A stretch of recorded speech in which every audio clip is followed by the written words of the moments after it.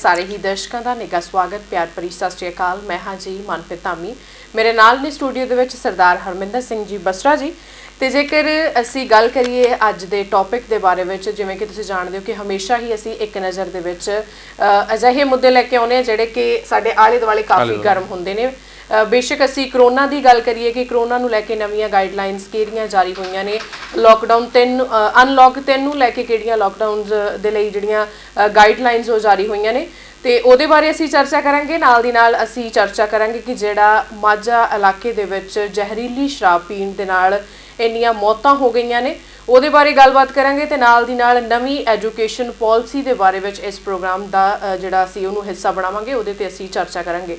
Sir स्वागत है जी थोड़ा नवरंग टीवी ते। हाँ जी बिल्कुल। तो मैं अपने दर्शकों को इत्थे कहना चाहुंदा कि पहला अगर असीं गल करदे हां कित्थे गाइडलाइनस दे लई असीं तुहानूं जानकारी भी देवांगे ते तुसीं भी उस संबंध विच सानूं फोन कर सकते हो जो अनलॉक 3 ਦੀਆਂ ਚੱਲਦੀਆਂ ਪਈਆਂ ਨੇ। ਤੇ ਲੇਕਿਨ ਮੇਨ ਗੱਲ ਇਹ ਹੈ ਕਿ ਸਭ ਨਾਲੋਂ ਭਖਦਾ ਮਸਲਾ ਆ ਕਿ ਪੰਜਾਬ ਦੇ ਵਿੱਚ ਕਿਹਾ ਜਾਂਦਾ ਸੀ ਕਿ ਨਸ਼ਾ ਮੁਕਤ ਪੰਜਾਬ ਕੀਤਾ ਜਾਊਗਾ, ਪੰਜਾਬ 5 ਦਰਿਆਵਾਂ ਦੀ ਧਰਤੀ ਕਿਹਾ ਜਾਂਦਾ ਸੀ। ਤੇ ਅੱਜ 6ਵਾਂ ਦਰਿਆ ਇੱਥਾਂ ਨਸ਼ੇ ਦਾ ਜਿਹੜਾ ਆ ਉਹ ਵਗ ਰਿਹਾ ਆ। ਜਿੱਥੇ ਚਿੱਟੇ ਨੂੰ ਰੋਕਣ ਦੀ ਗੱਲ ਕੀਤੀ ਜਾਂਦੀ ਸੀ, ਹੋਰ ਨਸ਼ਿਆਂ ਨੂੰ ਰੋਕਣ ਦੀ ਗੱਲ ਕੀਤੀ ਜਾਂਦੀ ਸੀ, ਉੱਥੇ ਹੀ ਅੱਜ ਸ਼ਰਾਬ ਨੇ ਬੜਾ ਭਾਰੀ ਮਾਰ ਮਾਰੀ ਆ, ਖਾਸ ਕਰ ਮਾਝਾ ਹਲਕੇ ਦੇ ਵਿੱਚ। अगर असीं माझे की गल करते हैं 61 के करीब मौतां जिहड़ियां ने उत्थे हो चुकियां ने। बहुत सारे लोग जिहड़े ने हॉस्पिटल ने, कुछ घरां दे विच आके मर गए, कुछ सड़कां ते तुरे जांदे मर गए, किसी दा भरा मर गया, किसी दा बाप मर गया, किसी दा बेटा मर गया। लेकिन जिन्हां दी सरपरस्ती दे विच ये सारा गोरख धंधा चल रहा सी, वो अज भी जिहड़े ने अपनियां मौजां वो मान रहे ने। कार्रवाई होगी मनप्रीत कि कुछ बंदे फड़े जाएंगे, कुछ अंदर जाएंगे, कुछ नूं बचा लिया जाएगा, लेकिन एक खाना पूर्ति तो इलावा अगे तक जाके कुछ नहीं हुंदा। असीं अपने दर्शकों नूं इत्थे ये कहना चाहुंदे आ कि अज दे एक नज़र प्रोग्राम दे विच खास चीज़ ये आ कि तुसीं अगर किसी भी शहर, किसी भी पिंड दे विच, किसी भी एरिए च रहिंदे हो, अपने आस पास झात मारो कि आउण वाले दिनां विच ਤੁਹਾਡਾ ਏਰੀਆ ਮੁੱਛਲ ਪਿੰਡ ਬਣਨ ਵਾਲਾ ਤਾਂ ਨਹੀਂ ਹੈ ਕਿਤੇ, ਕਿ ਕਿਤੇ ਤੁਹਾਨੂੰ ਆਉਣ ਵਾਲੇ ਦਿਨਾਂ ਵਿੱਚ ਜੋ ਆਸ-ਪਾਸ ਸ਼ਰਾਬ ਵਿਕਦੀ ਹੈ ਕਿ ਕਦੀ ਉਹ ਜ਼ਹਿਰੀਲੀ ਸ਼ਰਾਬ ਨਹੀਂ ਹੋ ਸਕਦੀ, ਕਿ ਕਦੀ ਉੱਥੇ ਇਦਾਂ ਮੌਤਾਂ ਦੇ ਜਿਹੜੇ ਸੱਥਰ ਆ ਉਹ ਨਹੀਂ ਵਿਚ ਸਕਦੇ। ਅਗਰ ਤੁਸੀਂ ਉਹਨੂੰ ਰੋਕਣਾ ਚਾਹੁੰਦੇ ਹੋ ਤਾਂ ਸਾਡੇ ਇਸ ਪ੍ਰੋਗਰਾਮ ਦੇ ਵਿੱਚ ਕਾਲ ਕਰਕੇ, ਬੇਸ਼ੱਕ ਤੁਸੀਂ ਆਪਣਾ ਨਾਮ ਨਹੀਂ ਦੱਸਣਾ ਚਾਹੁੰਦੇ ਤਾਂ ਨਾ ਦੱਸੋ, ਲੇਕਿਨ ਇਹ ਜ਼ਰੂਰ ਦੱਸੋ ਕਿ ਤੁਹਾਡੇ ਪਿੰਡ, ਤੁਹਾਡੇ ਏਰੀਏ ਵਿੱਚ, ਤੁਹਾਡੇ ਮਹੱਲੇ ਵਿੱਚ ਕਿੱਥੇ ਕਿੱਥੇ ਜਿਹੜੀ ਸ਼ਰਾਬ ਆ ਉਹ ਵਿਕ ਰਹੀ ਆ, ਤਾਂ ਕਿ ਸਾਡਾ ਜਿਹੜਾ ਇਲਾਕਾ ਆ ਤਾਂ ਕਿ ਅਸੀਂ ਉਹ ਚੀਜ਼ ਪ੍ਰਸ਼ਾਸਨ ਦੀ ਨਿਗਾਹ ਵਿੱਚ ਲਿਆ ਸਕੀਏ ਤੇ ਉਹਦੇ ਤੇ ਕਾਰਵਾਈ ਹੋ ਕੇ ਜਿਹੜਾ ਆ ਅਸੀਂ ਇਸ ਪਾਸੇ ਨੂੰ ਚੱਲ ਸਕੀਏ ਕਿ ਉਹ ਸ਼ਰਾਬ ਦੀ ਵਿਕਰੀ ਜਾਂ ਹੋਰ ਜਿਹੜੇ ਨਸ਼ੇ ਦੀ ਤਸਕਰੀ ਹੋ ਰਹੀ ਆ ਉਹਦੀ ਵਿਕਰੀ ਨੂੰ ਅਸੀਂ ਬੰਦ ਜਿਹੜੀ ਆ ਉਹ ਕਰਵਾ ਸਕੀਏ ਜੀ। ਸੋ ਤੁਸੀਂ ਆਪਣਾ ਯੋਗਦਾਨ ਪਾਉਣਾ ਜੀ ਟੈਲੀਫੋਨ ਕਰਕੇ। ਤੁਸੀਂ ਜਾਣਦੇ ਹੋ ਕਿ ਸਟੂਡੀਓ ਦੇ 2 ਨੰਬਰ ਜਿਹੜੇ ਹਮੇਸ਼ਾ ਹੀ ਤੁਹਾਡੇ ਲਈ ਓਪਨ ਰਹਿੰਦੇ ਨੇ, 01824 508 709, ਦੂਸਰਾ ਨੰਬਰ ਹੈਗਾ ਜੀ 01824 380 113। ਇਹਨਾਂ ਨੰਬਰਾਂ ਤੇ ਫੋਨ ਕਰਕੇ ਤੁਸੀਂ ਜਿਹੜਾ ਸਾਡਾ ਅੱਜ ਦਾ ਵਿਸ਼ਾ ਹੈਗਾ ਜ਼ਹਿਰੀਲੀ ਸ਼ਰਾਬ ਨੂੰ ਲੈ ਕੇ, ਉਹਦੇ ਤੇ ਆਪਣੇ ਵਿਚਾਰ ਦੇ ਸਕਦੇ ਹੋ। ਤੁਹਾਡੇ ਆਲੇ ਦੁਆਲੇ ਜੇਕਰ ਅਜਿਹਾ ਕੁਝ ਵਾਪਰ ਰਿਹਾ ਹੈ, ਤੁਹਾਨੂੰ ਲੱਗ ਰਿਹਾ ਕਿ ਅਸੀਂ ਉੱਦਾਂ ਨਹੀਂ ਰੋਕ ਸਕਦੇ, ਪਰ ਇਸ ਤਰੀਕੇ ਨਾਲ ਤੁਸੀਂ ਜਿਹੜਾ ਸਾਡੇ ਨਾਲ ਇਸ ਤੇ ਯੋਗਦਾਨ ਪਾ ਸਕਦੇ ਹੋ। ਤੁਸੀਂ ਫੋਨ ਕਰਕੇ ਆਪਣਾ ਨਾਮ ਦੱਸੇ ਬਿਨਾ ਉਹ ਜਿਹੜੀ ਜਾਣਕਾਰੀ ਹੈ ਤੁਹਾਡੇ ਆਲੇ ਦੁਆਲੇ ਜੋ ਕੁਝ ਹੋ ਰਿਹਾ ਹੈ ਇਦਾਂ ਦਾ, ਉਹ ਸਾਡੇ ਤੱਕ ਪਹੁੰਚਾ ਸਕਦੇ ਹੋ। ਸਰ ਇਸ ਟੌਪਿਕ ਨੂੰ ਅਸੀਂ ਇਸੇ ਤਰ੍ਹਾਂ ਜਾਰੀ ਰੱਖਾਂਗੇ। ਉਸ ਤੋਂ ਪਹਿਲਾਂ ਜਿਹੜੀਆਂ ਨਵੀਆਂ ਗਾਈਡਲਾਈਨਸ ਸਾਨੂੰ ਜਾਰੀ ਹੋਈਆਂ ਨੇ ਇਸ ਹਫਤੇ, ਉਹ ਤਾਲਾਬੰਦੀ ਨੂੰ ਲੈ ਕੇ ਅਸੀਂ ਉਹ ਆਪਣੇ ਦਰਸ਼ਕਾਂ ਤੱਕ ਸਾਂਝੀਆਂ ਕਰਦੇ ਜਾਈਏ ਕਿ 2 ਅਗਸਤ ਨੂੰ ਜਿਹੜਾ ਪੰਜਾਬ ਦੇ ਵਿੱਚ ਲੋਕਡਾਊਨ ਉਹ ਨਹੀਂ ਰਹੇਗਾ। ਪੰਜਾਬ ਵਿੱਚ ਅਜੇ ਰਾਤ ਨੂੰ ਜਿਹੜਾ ਕਰਫਿਊ ਪਹਿਲਾਂ ਵਾਂਗ ਹੀ ਜਾਰੀ ਰਹੇਗਾ। ਨਾਲ ਦੀ ਨਾਲ ਧਾਰਮਿਕ ਸਥਾਨ ਸਵੇਰੇ 5 ਵਜੇ ਤੋਂ ਸ਼ਾਮ 8 ਵਜੇ ਤੱਕ ਜਿਹੜੇ ਖੁੱਲ੍ਹੇ ਰਹਿਣਗੇ। ਕੰਟੇਨਮੈਂਟ ਜ਼ੋਨ ਵਿੱਚ ਜਿਹੜੀ ਤਾਲਾਬੰਦੀ ਵਰਗੇ ਹਾਲਾਤ ਉਸੇ ਤਰ੍ਹਾਂ ਬਣੇ ਰਹਿਣਗੇ ਤੇ ਰਾਤ ਨੂੰ ਕਰਫਿਊ 11 ਵਜੇ ਤੋਂ ਲੈ ਕੇ ਸਵੇਰੇ 5 ਵਜੇ ਤੱਕ ਪਹਿਲਾਂ ਦੀ ਤਰ੍ਹਾਂ ਜਿਹੜਾ ਉਹ ਜਾਰੀ ਰਹੇਗਾ। 5 ਅਗਸਤ ਤੋਂ ਜਿਮ ਅਤੇ ਸਟੇਡੀਅਮ ਖੁੱਲ੍ਹਣ ਦੇ ਆਦੇਸ਼ ਜਾਰੀ ਕੀਤੇ ਗਏ ਨੇ। ਨਾਲ ਦੀ ਨਾਲ ਸ਼ਾਪਿੰਗ ਮਾਲ ਜਿਹੜੇ ਸਵੇਰੇ 7 ਵਜੇ ਤੋਂ ਰਾਤ ਦੇ 8 ਵਜੇ ਤੱਕ ਖੋਲ੍ਹਣ ਦੀ ਇਜਾਜ਼ਤ ਦਿੱਤੀ ਗਈ ਹੈ ਤੇ ਸ਼ਰਾਬ ਦੇ ਠੇਕੇ ਸਵੇਰੇ 8 ਵਜੇ ਤੋਂ ਲੈ ਕੇ ਰਾਤ ਦੇ 10 ਵਜੇ ਤੱਕ ਖੋਲ੍ਹਣ ਦੇ ਹੁਕਮ ਦਿੱਤੇ ਗਏ ਨੇ। ਸਰ ਇਸ ਗਾਈਡਲਾਈਨਸ ਦੇ ਵਿੱਚ ਉਹ ਜ਼ਿਆਦਾ ਖੁਸ਼ ਹੋਏ ਨੇ ਜਿਹੜੇ ਜਿਮ ਖੋਲ੍ਹਣ ਦੀ ਉਡੀਕ ਕਰ ਰਹੇ ਸੀ। ਹਾਂ, ਉਹ ਬਹੁਤ ਇੱਕ ਅੱਛੀ ਗੱਲ ਆ ਕਿ ਹਾਲਾਂਕਿ ਜਿਹੜੇ ਹੈਲਥ ਮਿਨਿਸਟਰ ਨੇ ਉਹਨਾਂ ਵੱਲੋਂ ਇਹ ਕਿਹਾ ਗਿਆ ਕਿ ਵੀ ਮੈਂ ਇਸ ਚੀਜ਼ ਦੇ ਨਾਲ ਸਹਿਮਤ ਨਹੀਂ ਹੈਗਾ ਕਿ ਜਿਹੜੇ ਜਿਮ ਆ ਉਹ ਖੋਲ੍ਹੇ ਜਾਣ। ਜਿਮ ਖੋਲ੍ਹਣ ਦੇ ਨਾਲ ਜਿਹੜਾ ਆ ਕਰੋਨਾ ਦਾ ਵਿਸਥਾਰ ਆ ਉਹ ਵਧੇਗਾ, ਲੋਕਾਂ ਦੇ ਵਿੱਚ ਚਾਂਸਸ ਆ ਕਿ ਉਹਦੇ ਨਾਲ ਅਗਰ ਕਰੋਨਾ ਦੇ ਜਾਨੀ ਵਧਣ ਦੇ ਜਿਹੜੇ ਚਾਂਸਸ ਆ ਉਹ ਵੱਧ ਜਾਂਦੇ ਨੇ ਜਿਮ ਦੇ ਵਿੱਚ, ਉਹ ਜ਼ਿਆਦਾ ਫੈਲਣਗੇ। ਲੇਕਿਨ ਫਿਰ ਵੀ ਚਲੋ ਕਿ ਬੜੀ ਦੇਰ ਦੀ ਮੰਗ ਵੀ ਸੀ ਜਦੋਂ ਹੋਰ ਕੁਝ ਸਭ ਕੁਝ ਖੁੱਲ ਰਿਹਾ ਤਾਂ ਜਿਮ ਵੀ ਜਿਹੜੇ ਆ ਉੱਥੇ ਖੋਲ੍ਹੇ ਜਾਣੇ ਉਹ ਜਾਇਜ਼ ਸੀ। ਤੇ ਨਾਲ ਇੱਕ ਹੋਰ ਦਰਸ਼ਕਾਂ ਨੂੰ ਦੱਸਦੇ ਜਾਈਏ ਕਿ ਰੱਖੜੀ ਦੇ ਮੌਕੇ ਦੇ ਉੱਤੇ ਜਿਹੜੀ ਆ ਸਾਰੇ ਦੁਕਾਨਦਾਰਾਂ ਵੱਲੋਂ ਮੰਗ ਕੀਤੀ ਜਾਂਦੀ ਸੀ। ਕੈਪਟਨ ਸਾਹਿਬ ਨੇ ਜਦੋਂ ਕਿਹਾ ਸੀ ਕਿ ਹਲਵਾਈ ਦੀਆਂ ਦੁਕਾਨਾਂ ਐਤਵਾਰ ਨੂੰ ਖੁੱਲੀਆਂ ਰਹਿਣਗੀਆਂ, ਉਹਨਾਂ ਨੂੰ ਪਰਮਿਸ਼ਨ ਦਿੱਤੀ ਸੀ, ਤਾਂ ਨਾਲ ਦੀ ਨਾਲ ਕਿਹਾ ਗਿਆ ਸੀ ਕਿ ਰੱਖੜੀ ਦੇ ਮੌਕੇ ਉੱਤੇ ਬਾਕੀ ਦੁਕਾਨਾਂ ਖੋਲ੍ਹਣ ਦੀ ਪਰਮਿਸ਼ਨ ਜਿਹੜੀ ਆ ਉਹ ਦਿੱਤੀ ਜਾਵੇ। ਕੱਲ ਜਾਨੀ ਐਤਵਾਰ ਨੂੰ ਜਿੱਥੇ ਸਾਰੀਆਂ ਦੁਕਾਨਾਂ ਜਿਹੜੇ ਵੀ ਕੋਈ ਕੱਪੜੇ ਦੀ ਹੋਵੇ ਜਾਂ ਹੋਰ ਵੀ ਹੋਵੇ, ਜਿਹੜਾ ਵੀ ਰੱਖੜੀ ਨਾਲ ਰਿਲੇਟਡ ਹੋਵੇ, ਪੂਰਾ ਬਾਜ਼ਾਰ ਜਿਹੜਾ ਆ ਉਹ ਕੱਲ ਨੂੰ ਖੋਲ੍ਹਣ ਦੀ, ਸੰਡੇ ਨੂੰ ਖੋਲ੍ਹਣ ਦੀ ਜਿਹੜੀ ਆ ਉਹ ਪਰਮਿਸ਼ਨ ਦਿੱਤੀ ਗਈ ਆ। ਉੱਥੇ ਹੀ ਮਾਲ ਜਿਹੜੇ ਨੇ ਉਹ ਵੀ ਜਿਹੜੇ ਆ ਰੱਖੜੀ ਦੇ ਕਰਕੇ ਜਿਹੜੇ ਆ ਐਤਵਾਰ ਨੂੰ ਉਹ ਖੁੱਲ ਸਕਦੇ ਨੇ ਹਨਾ। ਇਹ ਇੱਕ ਸਾਡੇ ਜਿਹੜੇ ਦੁਕਾਨਦਾਰ ਵੀਰ ਆ ਉਹਨਾਂ ਲਈ ਬਹੁਤ ਅਹਿਮ ਜਾਣਕਾਰੀ ਆ ਤੇ ਖੁਸ਼ੀ ਦੀ ਖਬਰ ਆ ਕਿ ਉਹਦੇ ਲਈ ਜਿਹੜਾ ਆ ਉਹਨਾਂ ਨੂੰ ਪਰਮਿਸ਼ਨ ਜਿਹੜੀ ਆ ਉਹ ਦੇ ਦਿੱਤੀ ਗਈ ਆ। ਸਰ ਜਿਵੇਂ ਕਿ ਅਸੀਂ ਜਾਣਦੇ ਕਿ ਰੱਖੜੀ ਦਾ ਤਿਉਹਾਰ ਆਉਣ ਵਾਲਾ ਹੈ ਤੇ ਉਸ ਤੋਂ ਪਹਿਲਾਂ ਅਸੀਂ ਅੱਜ ਵਧਾਈ ਦਿੰਦੇ ਜਾਈਏ ਕਿ ਅੱਜ ਜਿਹੜਾ ਬਕਰੀਦ ਦੀਆਂ ਮੁਬਾਰਕਾਂ ਸਾਰਿਆਂ ਨੂੰ ਬਹੁਤ-ਬਹੁਤ ਮੁਬਾਰਕਾਂ ਕਿ ਇਹ ਜਿਹੜੇ ਦਿਨ ਤਿਉਹਾਰ ਆ ਅਸੀਂ ਮਨਾਉਂਦੇ ਤਾਂ ਰਹਿਣਾ, ਪਰ ਹੁਣ ਇਦਾਂ ਦੀ ਕੰਡੀਸ਼ਨ ਬਣ ਚੁੱਕੀ ਹੈ ਕਿ ਸਾਨੂੰ ਕੰਟਰੋਲ ਦੇ ਵਿੱਚ ਰਹਿ ਕੇ ਮਤਲਬ ਅਸੀਂ ਇਕੱਠ ਨਹੀਂ ਕਰਨਾ, ਮਤਲਬ ਖੁਸ਼ੀ ਅਸੀਂ ਕਰਨੀ ਹੈ, ਦਿਲੋਂ ਕਰਨੀ ਹੈ। ਕਾਫੀ ਸ਼ਾਰਟਸ ਵੀ ਦੇਖ ਰਹੇ ਸੀ ਮੈਂ ਟੀਵੀ ਤੇ, ਜਿਹੜੀ ਬਕਰੀਦ ਜਿੱਥੇ ਮਨਾਈ ਜਾ ਰਹੀ ਆ ਤੇ ਸੋਸ਼ਲ ਡਿਸਟੈਂਸ ਦਾ ਖਿਆਲ ਰੱਖ ਕੇ ਜਿਹੜੀ ਆ ਉਹ ਮਨਾਈ ਜਾ ਰਹੀ ਆ ਤੇ ਇਹ ਆਪਸ ਵਿੱਚ ਜਿਹੜੇ ਤਿਉਹਾਰ ਨੇ ਸਾਨੂੰ ਇੱਕ ਦੂਜੇ ਨਾਲ ਮਿਲ ਵਰਤਨ ਦੀ, ਆਪਸ ਵਿੱਚ ਮਿਲ ਜੁਲ ਕੇ ਰਹਿਣ ਦੀ ਜਿਹੜੀ ਨੇ ਹਮੇਸ਼ਾ ਹੀ ਉਹ ਸੇਧ ਦਿੰਦੇ ਨੇ ਤੇ ਆਪਾਂ ਨੂੰ ਇਦਾਂ ਦੇ ਤਿਉਹਾਰ ਜਿਹੜੇ ਆ ਮਿਲ ਗਿਲ ਕੇ ਹੀ ਜਿਹੜੇ ਆ ਉਹ ਮਨਾਉਣੇ ਚਾਹੀਦੇ ਨੇ। ਜੀ ਸਰ, ਜਿਵੇਂ ਅਸੀਂ ਅੱਜ ਦਾ ਜਿਹੜਾ ਟੌਪਿਕ ਲੈ ਕੇ ਆਏ ਕਿ ਪੰਜਾਬ ਦੇ ਵਿੱਚ ਧੜਾ-ਧੜ ਜਿਹੜੀ ਜ਼ਹਿਰੀਲੀ ਸ਼ਰਾਬ ਵਿਕ ਰਹੀ ਹੈ, ਉਹਦੇ ਕਾਰਨ ਕਿੱਥੇ ਇੱਕ ਦਿਨ ਦੇ ਵਿੱਚ ਕਦੇ 13 ਮੌਤਾਂ ਕਦੇ 24 ਮੌਤਾਂ, ਮਤਲਬ ਟੋਟਲ 61 ਮੌਤਾਂ ਜਿਹੜੀਆਂ ਹੋਈਆਂ ਨੇ। ਤੁਹਾਨੂੰ ਕੀ ਲੱਗਦਾ ਕਿ ਉਹਦਾ ਜ਼ਿੰਮੇਵਾਰ ਕੌਣ ਹੈ? ਸਭ ਨਾਲੋਂ ਮਨਪ੍ਰੀਤ ਅਗਰ ਮੈਂ ਗੱਲ ਕਰਦਾ ਤਾਂ ਉਹਦੇ ਜ਼ਿੰਮੇਵਾਰ ਅਸੀਂ ਖੁਦ ਹਾਂ। ਬਿਲਕੁਲ। ਅੱਜ ਜਿੱਦਾਂ ਅਸੀਂ ਹੁਣ ਗੱਲ ਕੀਤੀ ਆ ਕਿ ਸਾਨੂੰ ਕਾਲ ਕਰਕੇ ਦੱਸੋ ਕਿ ਕਿਹੜੇ ਏਰੀਆ ਵਿੱਚ ਕਿੱਥੇ ਸ਼ਰਾਬ ਵਿਕਦੀ ਆ।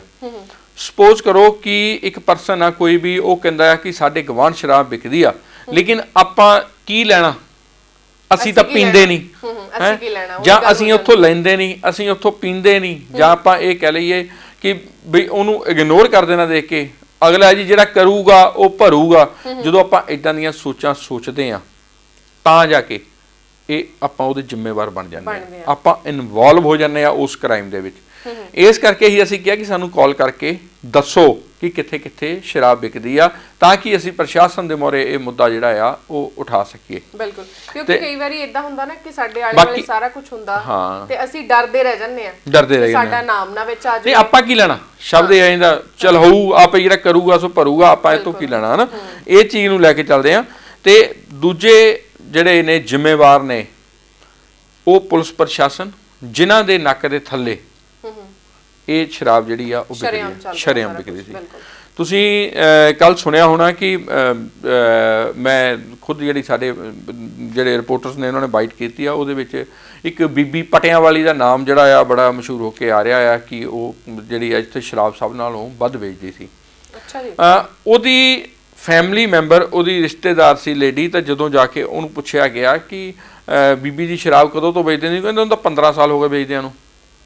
ਇਹਦਾ ਮਤਲਬ 15 ਸਾਲ ਤੋਂ ਉਹ ਸ਼ਰਾਬ ਵੇਚਦੇ ਸੀ। ਕਿੰਨੀਆਂ ਸਰਕਾਰਾਂ ਚੇਂਜ ਹੋਈਆਂ, ਕਿੰਨਾ ਕੁਝ ਹੋਇਆ, ਕੀ ਕਿਸੇ ਪੁਲਿਸ ਵਾਲੇ ਨੇ, ਕੀ ਕਿਸੇ ਨੇ ਉਹਦੀ ਸ਼ਿਕਾਇਤ ਨਹੀਂ ਕੀਤੀ, ਕੀ ਪੁਲਿਸ ਵਾਲੇ ਨੇ ਕਿਸੇ ਨੂੰ ਫੜ ਕੇ ਅੰਦਰ ਨਹੀਂ ਦਿੱਤਾ? ਜੇ ਫੜ ਕੇ ਪਹਿਲਾਂ ਅੰਦਰ ਦਿੱਤਾ ਹੁੰਦਾ ਜਾਂ ਕੰਮ ਬੰਦ ਕਰਵਾਇਆ ਹੁੰਦਾ ਤਾਂ ਕੀ ਅੱਜ ਇਹੋ ਜਿਹੀ ਵੱਡੀ ਘਟਨਾ ਵਾਪਰ ਸਕਦੀ ਸੀ? ਉਸ ਲੇਡੀ ਦਾ ਹਸਬੈਂਡ ਜਿਹੜਾ ਸੀ ਉਹ ਵੀ ਜ਼ਹਿਰੀਲੀ ਸ਼ਰਾਬ ਪੀਣ ਨਾਲ ਅਗਲੇ ਦਿਨ ਜਿਹੜਾ ਆ ਉਹ ਮਰ ਗਿਆ।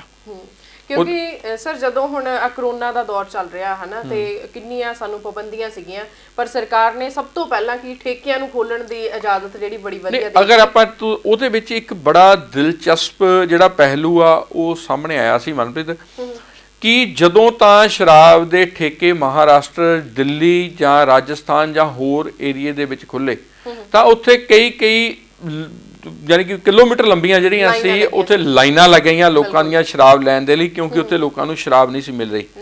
ਤੇ ਜਦੋਂ ਪੰਜਾਬ ਖੁੱਲਿਆ ਤੇ ਠੇਕਾ ਖੋਲ ਕੇ ਉਹਨਾਂ ਨੇ ਕਿੰਨੇ ਘੰਟੇ ਵੇਟ ਕਰਨੀ ਪਈ ਕੋਈ ਲੈਣ ਆ ਜਾਵੇ।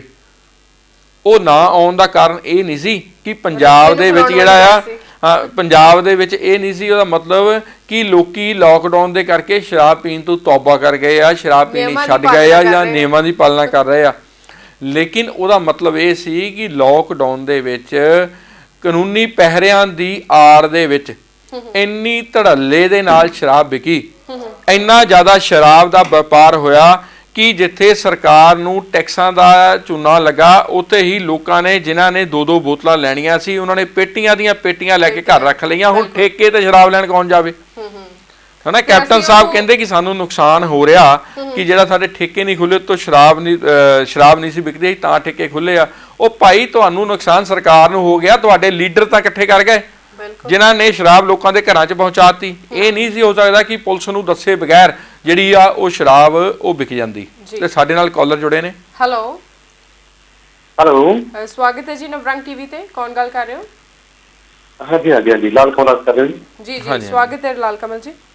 ਹਾਂਜੀ, ਕੀ ਕਹਿਣਾ ਚਾਹੁੰਦੇ ਹੋ ਜੀ ਲਾਲ ਕਮਲ ਜੀ? ਅੱਜ ਸਾਡਾ ਜਿਹੜਾ ਟੌਪਿਕ ਆ, ਜਿੱਥੇ ਅਸੀਂ ਐਜੂਕੇਸ਼ਨ ਪਾਲਿਸੀ ਤੇ ਗੱਲ ਕਰਾਂਗੇ ਜਾਂ ਹੋਰ ਮੁੱਦਿਆਂ ਤੇ ਕਰਾਂਗੇ। ਸਾਡਾ ਅਹਿਮ ਜਿਹੜਾ ਅੱਜ ਮੁੱਦਾ ਆ ਕਿ ਪੰਜਾਬ ਦੇ ਵਿੱਚ ਮਾਝੇ ਇਲਾਕੇ ਦੇ ਵਿੱਚ ਖਾਸ ਕਰ 61 ਤੋਂ ਉੱਪਰ ਜਿਹੜੀਆਂ ਨੇ ਉੱਥੇ ਮੌਤਾਂ ਹੋ ਚੁੱਕੀਆਂ ਨੇ, ਘਰ ਦੇ ਵਿੱਚ ਜਿਹੜੀਆਂ ਨੇ ਉੱਥੇ ਦਰੀਆਂ ਵਿਛ ਗਈਆਂ ਤੇ ਪੁਲਿਸ ਜਿਹੜੀ ਆ ਉਹ ਦੇਖਦੀ ਹੀ ਰਹਿ ਗਈ।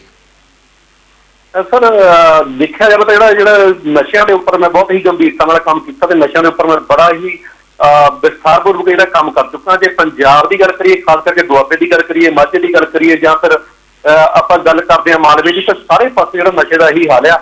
ਲੋਕੀ ਜਿਹੜੇ ਠੇਕੇਦਾਰ, ਸਰ ਇੱਕ ਠੇਕੇਦਾਰ ਜਿਹੜਾ ਦੂਸਰੇ ਠੇਕੇ ਦੇ ਵਿੱਚ ਜਾ ਕੇ ਦੂਸਰੇ ਏਰੀਏ ਦੇ ਵਿੱਚ ਜਾ ਕੇ ਸ਼ਰਾਬ ਦਾ ਠੇਕਾ ਲੈਂਦਾ ਆ, ਔਰ ਉਹਨੂੰ 2 ਏਰੀਏ ਸਰ ਮਿਲ ਜਾਂਦੇ ਆ। ਜਿਹੜਾ ਠੇਕੇਦਾਰ ਹੈ ਸਰ, ਉਹ ਇੱਕ ਸ਼ਰਾਬ ਦੇ ਆਪਣੇ ਏਰੀਏ ਨੂੰ ਛੱਡ ਕੇ ਦੂਸਰੇ ਸ਼ਰਾਬ ਦੇ ਜਾ ਕੇ ਏਰੀਏ ਦੇ ਵਿੱਚ ਠੇਕਾ ਲੈਂਦਾ ਜੀ। ਇਸ ਤਰ੍ਹਾਂ ਉਹਨਾਂ ਨੂੰ ਜਿਹੜੇ 2 ਏਰੀਏ ਜਿਹੜੇ ਉਹ ਮਿਲ ਜਾਂਦੇ ਆ, ਕਵਰ ਹੋ ਜਾਂਦੇ ਆ। ਇੱਕ ਉਹਦੇ ਘਰ ਦਾ ਏਰੀਆ ਤੇ ਜਿੱਥੇ ਇੱਕ ਉਹਦੇ ਆਪਣਾ ਠੇਕੇ ਜਿਹੜੇ ਉਹਦੇ ਲਏ ਆ, ਜਾਂ ਜਿੱਥੇ ਜਿਹੜੀ ਪਰਚੀ ਨਿਕਲੀ ਉਹ ਵਾਲਾ, ਜਿੱਥੇ ਉਹ ਠੇਕਾ ਹੈ ਆਪਣਾ ਸ਼ਰਾਬ ਜਿਹੜੀ ਆ।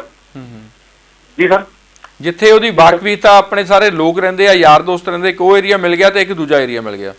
ਸਰ ਇਸ ਤਰ੍ਹਾਂ ਕੀ ਹੋ ਗਿਆ ਸਰ, 2 ਏਰੀਏ ਮਿਲ ਗਿਆ। ਇੱਕ ਤਾਂ ਉਹ ਹੋ ਗਿਆ ਜਿੱਥੇ ਉਹਨੂੰ ਪਰਚੀ ਮਿਲੀ ਆ ਸਰ, ਇੱਕ ਉਹ ਜਿੱਥੇ ਉਹ ਰਹਿ ਰਿਹਾ ਜੀ, ਤੇ ਉਹਨੂੰ 2 ਏਰੀਆ ਦੇ ਵਿੱਚ ਕੰਮ ਕਰਨ ਦੀ ਪੂਰੀ ਖੁੱਲ੍ਹ ਮਿਲ ਗਈ ਆ। ਇਹੀ ਕਾਰਨ ਆ ਕਿ ਜਿਹੜੀ ਨਜਾਇਜ਼ ਸ਼ਰਾਬ ਜਿਹੜੀ ਇੰਨੀ ਜ਼ਿਆਦਾ ਆ ਕਿ ਹਰ ਪਿੰਡ ਦਾ ਸਰ ਇਹ ਹਾਲ ਆ। ਤੁਸੀਂ ਪਿੰਡ ਸਾਡੇ ਇੱਥੇ ਮੰਡੀ ਲੈ ਲਓ, ਸ਼ੋਕਰਾ ਲਓ, ਨੇੜੇ ਤੇੜੇ ਦੇ ਜਿੰਨੇ ਮਰਜ਼ੀ ਪਿੰਡ ਦਾ ਲਓ, ਉੱਥੇ ਧੜੱਲੇ ਨਾਲ ਜਿਹੜੀ ਨਜਾਇਜ਼ ਸ਼ਰਾਬ ਵਿਕ ਰਹੀ ਆ, ਔਰ ਕੋਈ ਵੀ ਬੰਦਾ ਰੋਕਣ ਨੂੰ ਤਿਆਰ ਨਹੀਂ ਹੈਗਾ। ਇੱਥੋਂ ਤੱਕ ਕਿ ਜਿਹੜੀ ਲੋਕਾਂ ਨੇ ਹੁਣ ਸਰ ਜਿਹੜੀ ਉਹ ਥਿਊਰੀ ਵੀ ਚੇਂਜ ਕਰ ਦਿੱਤੀ। ਲੋਕਾਂ ਨੇ ਕਹਿਣਾ ਵੀ ਸ਼ੁਰੂ ਕਰ ਦਿੱਤਾ ਕਿ ਜੇਕਰ ਬਈ ਮੇਰਾ ਪਾਪਾ ਸ਼ਰਾਬ ਪੀਂਦਾ ਤਾਂ ਸਾਡੀ ਸਰਕਾਰ ਚੱਲਦੀ ਆ।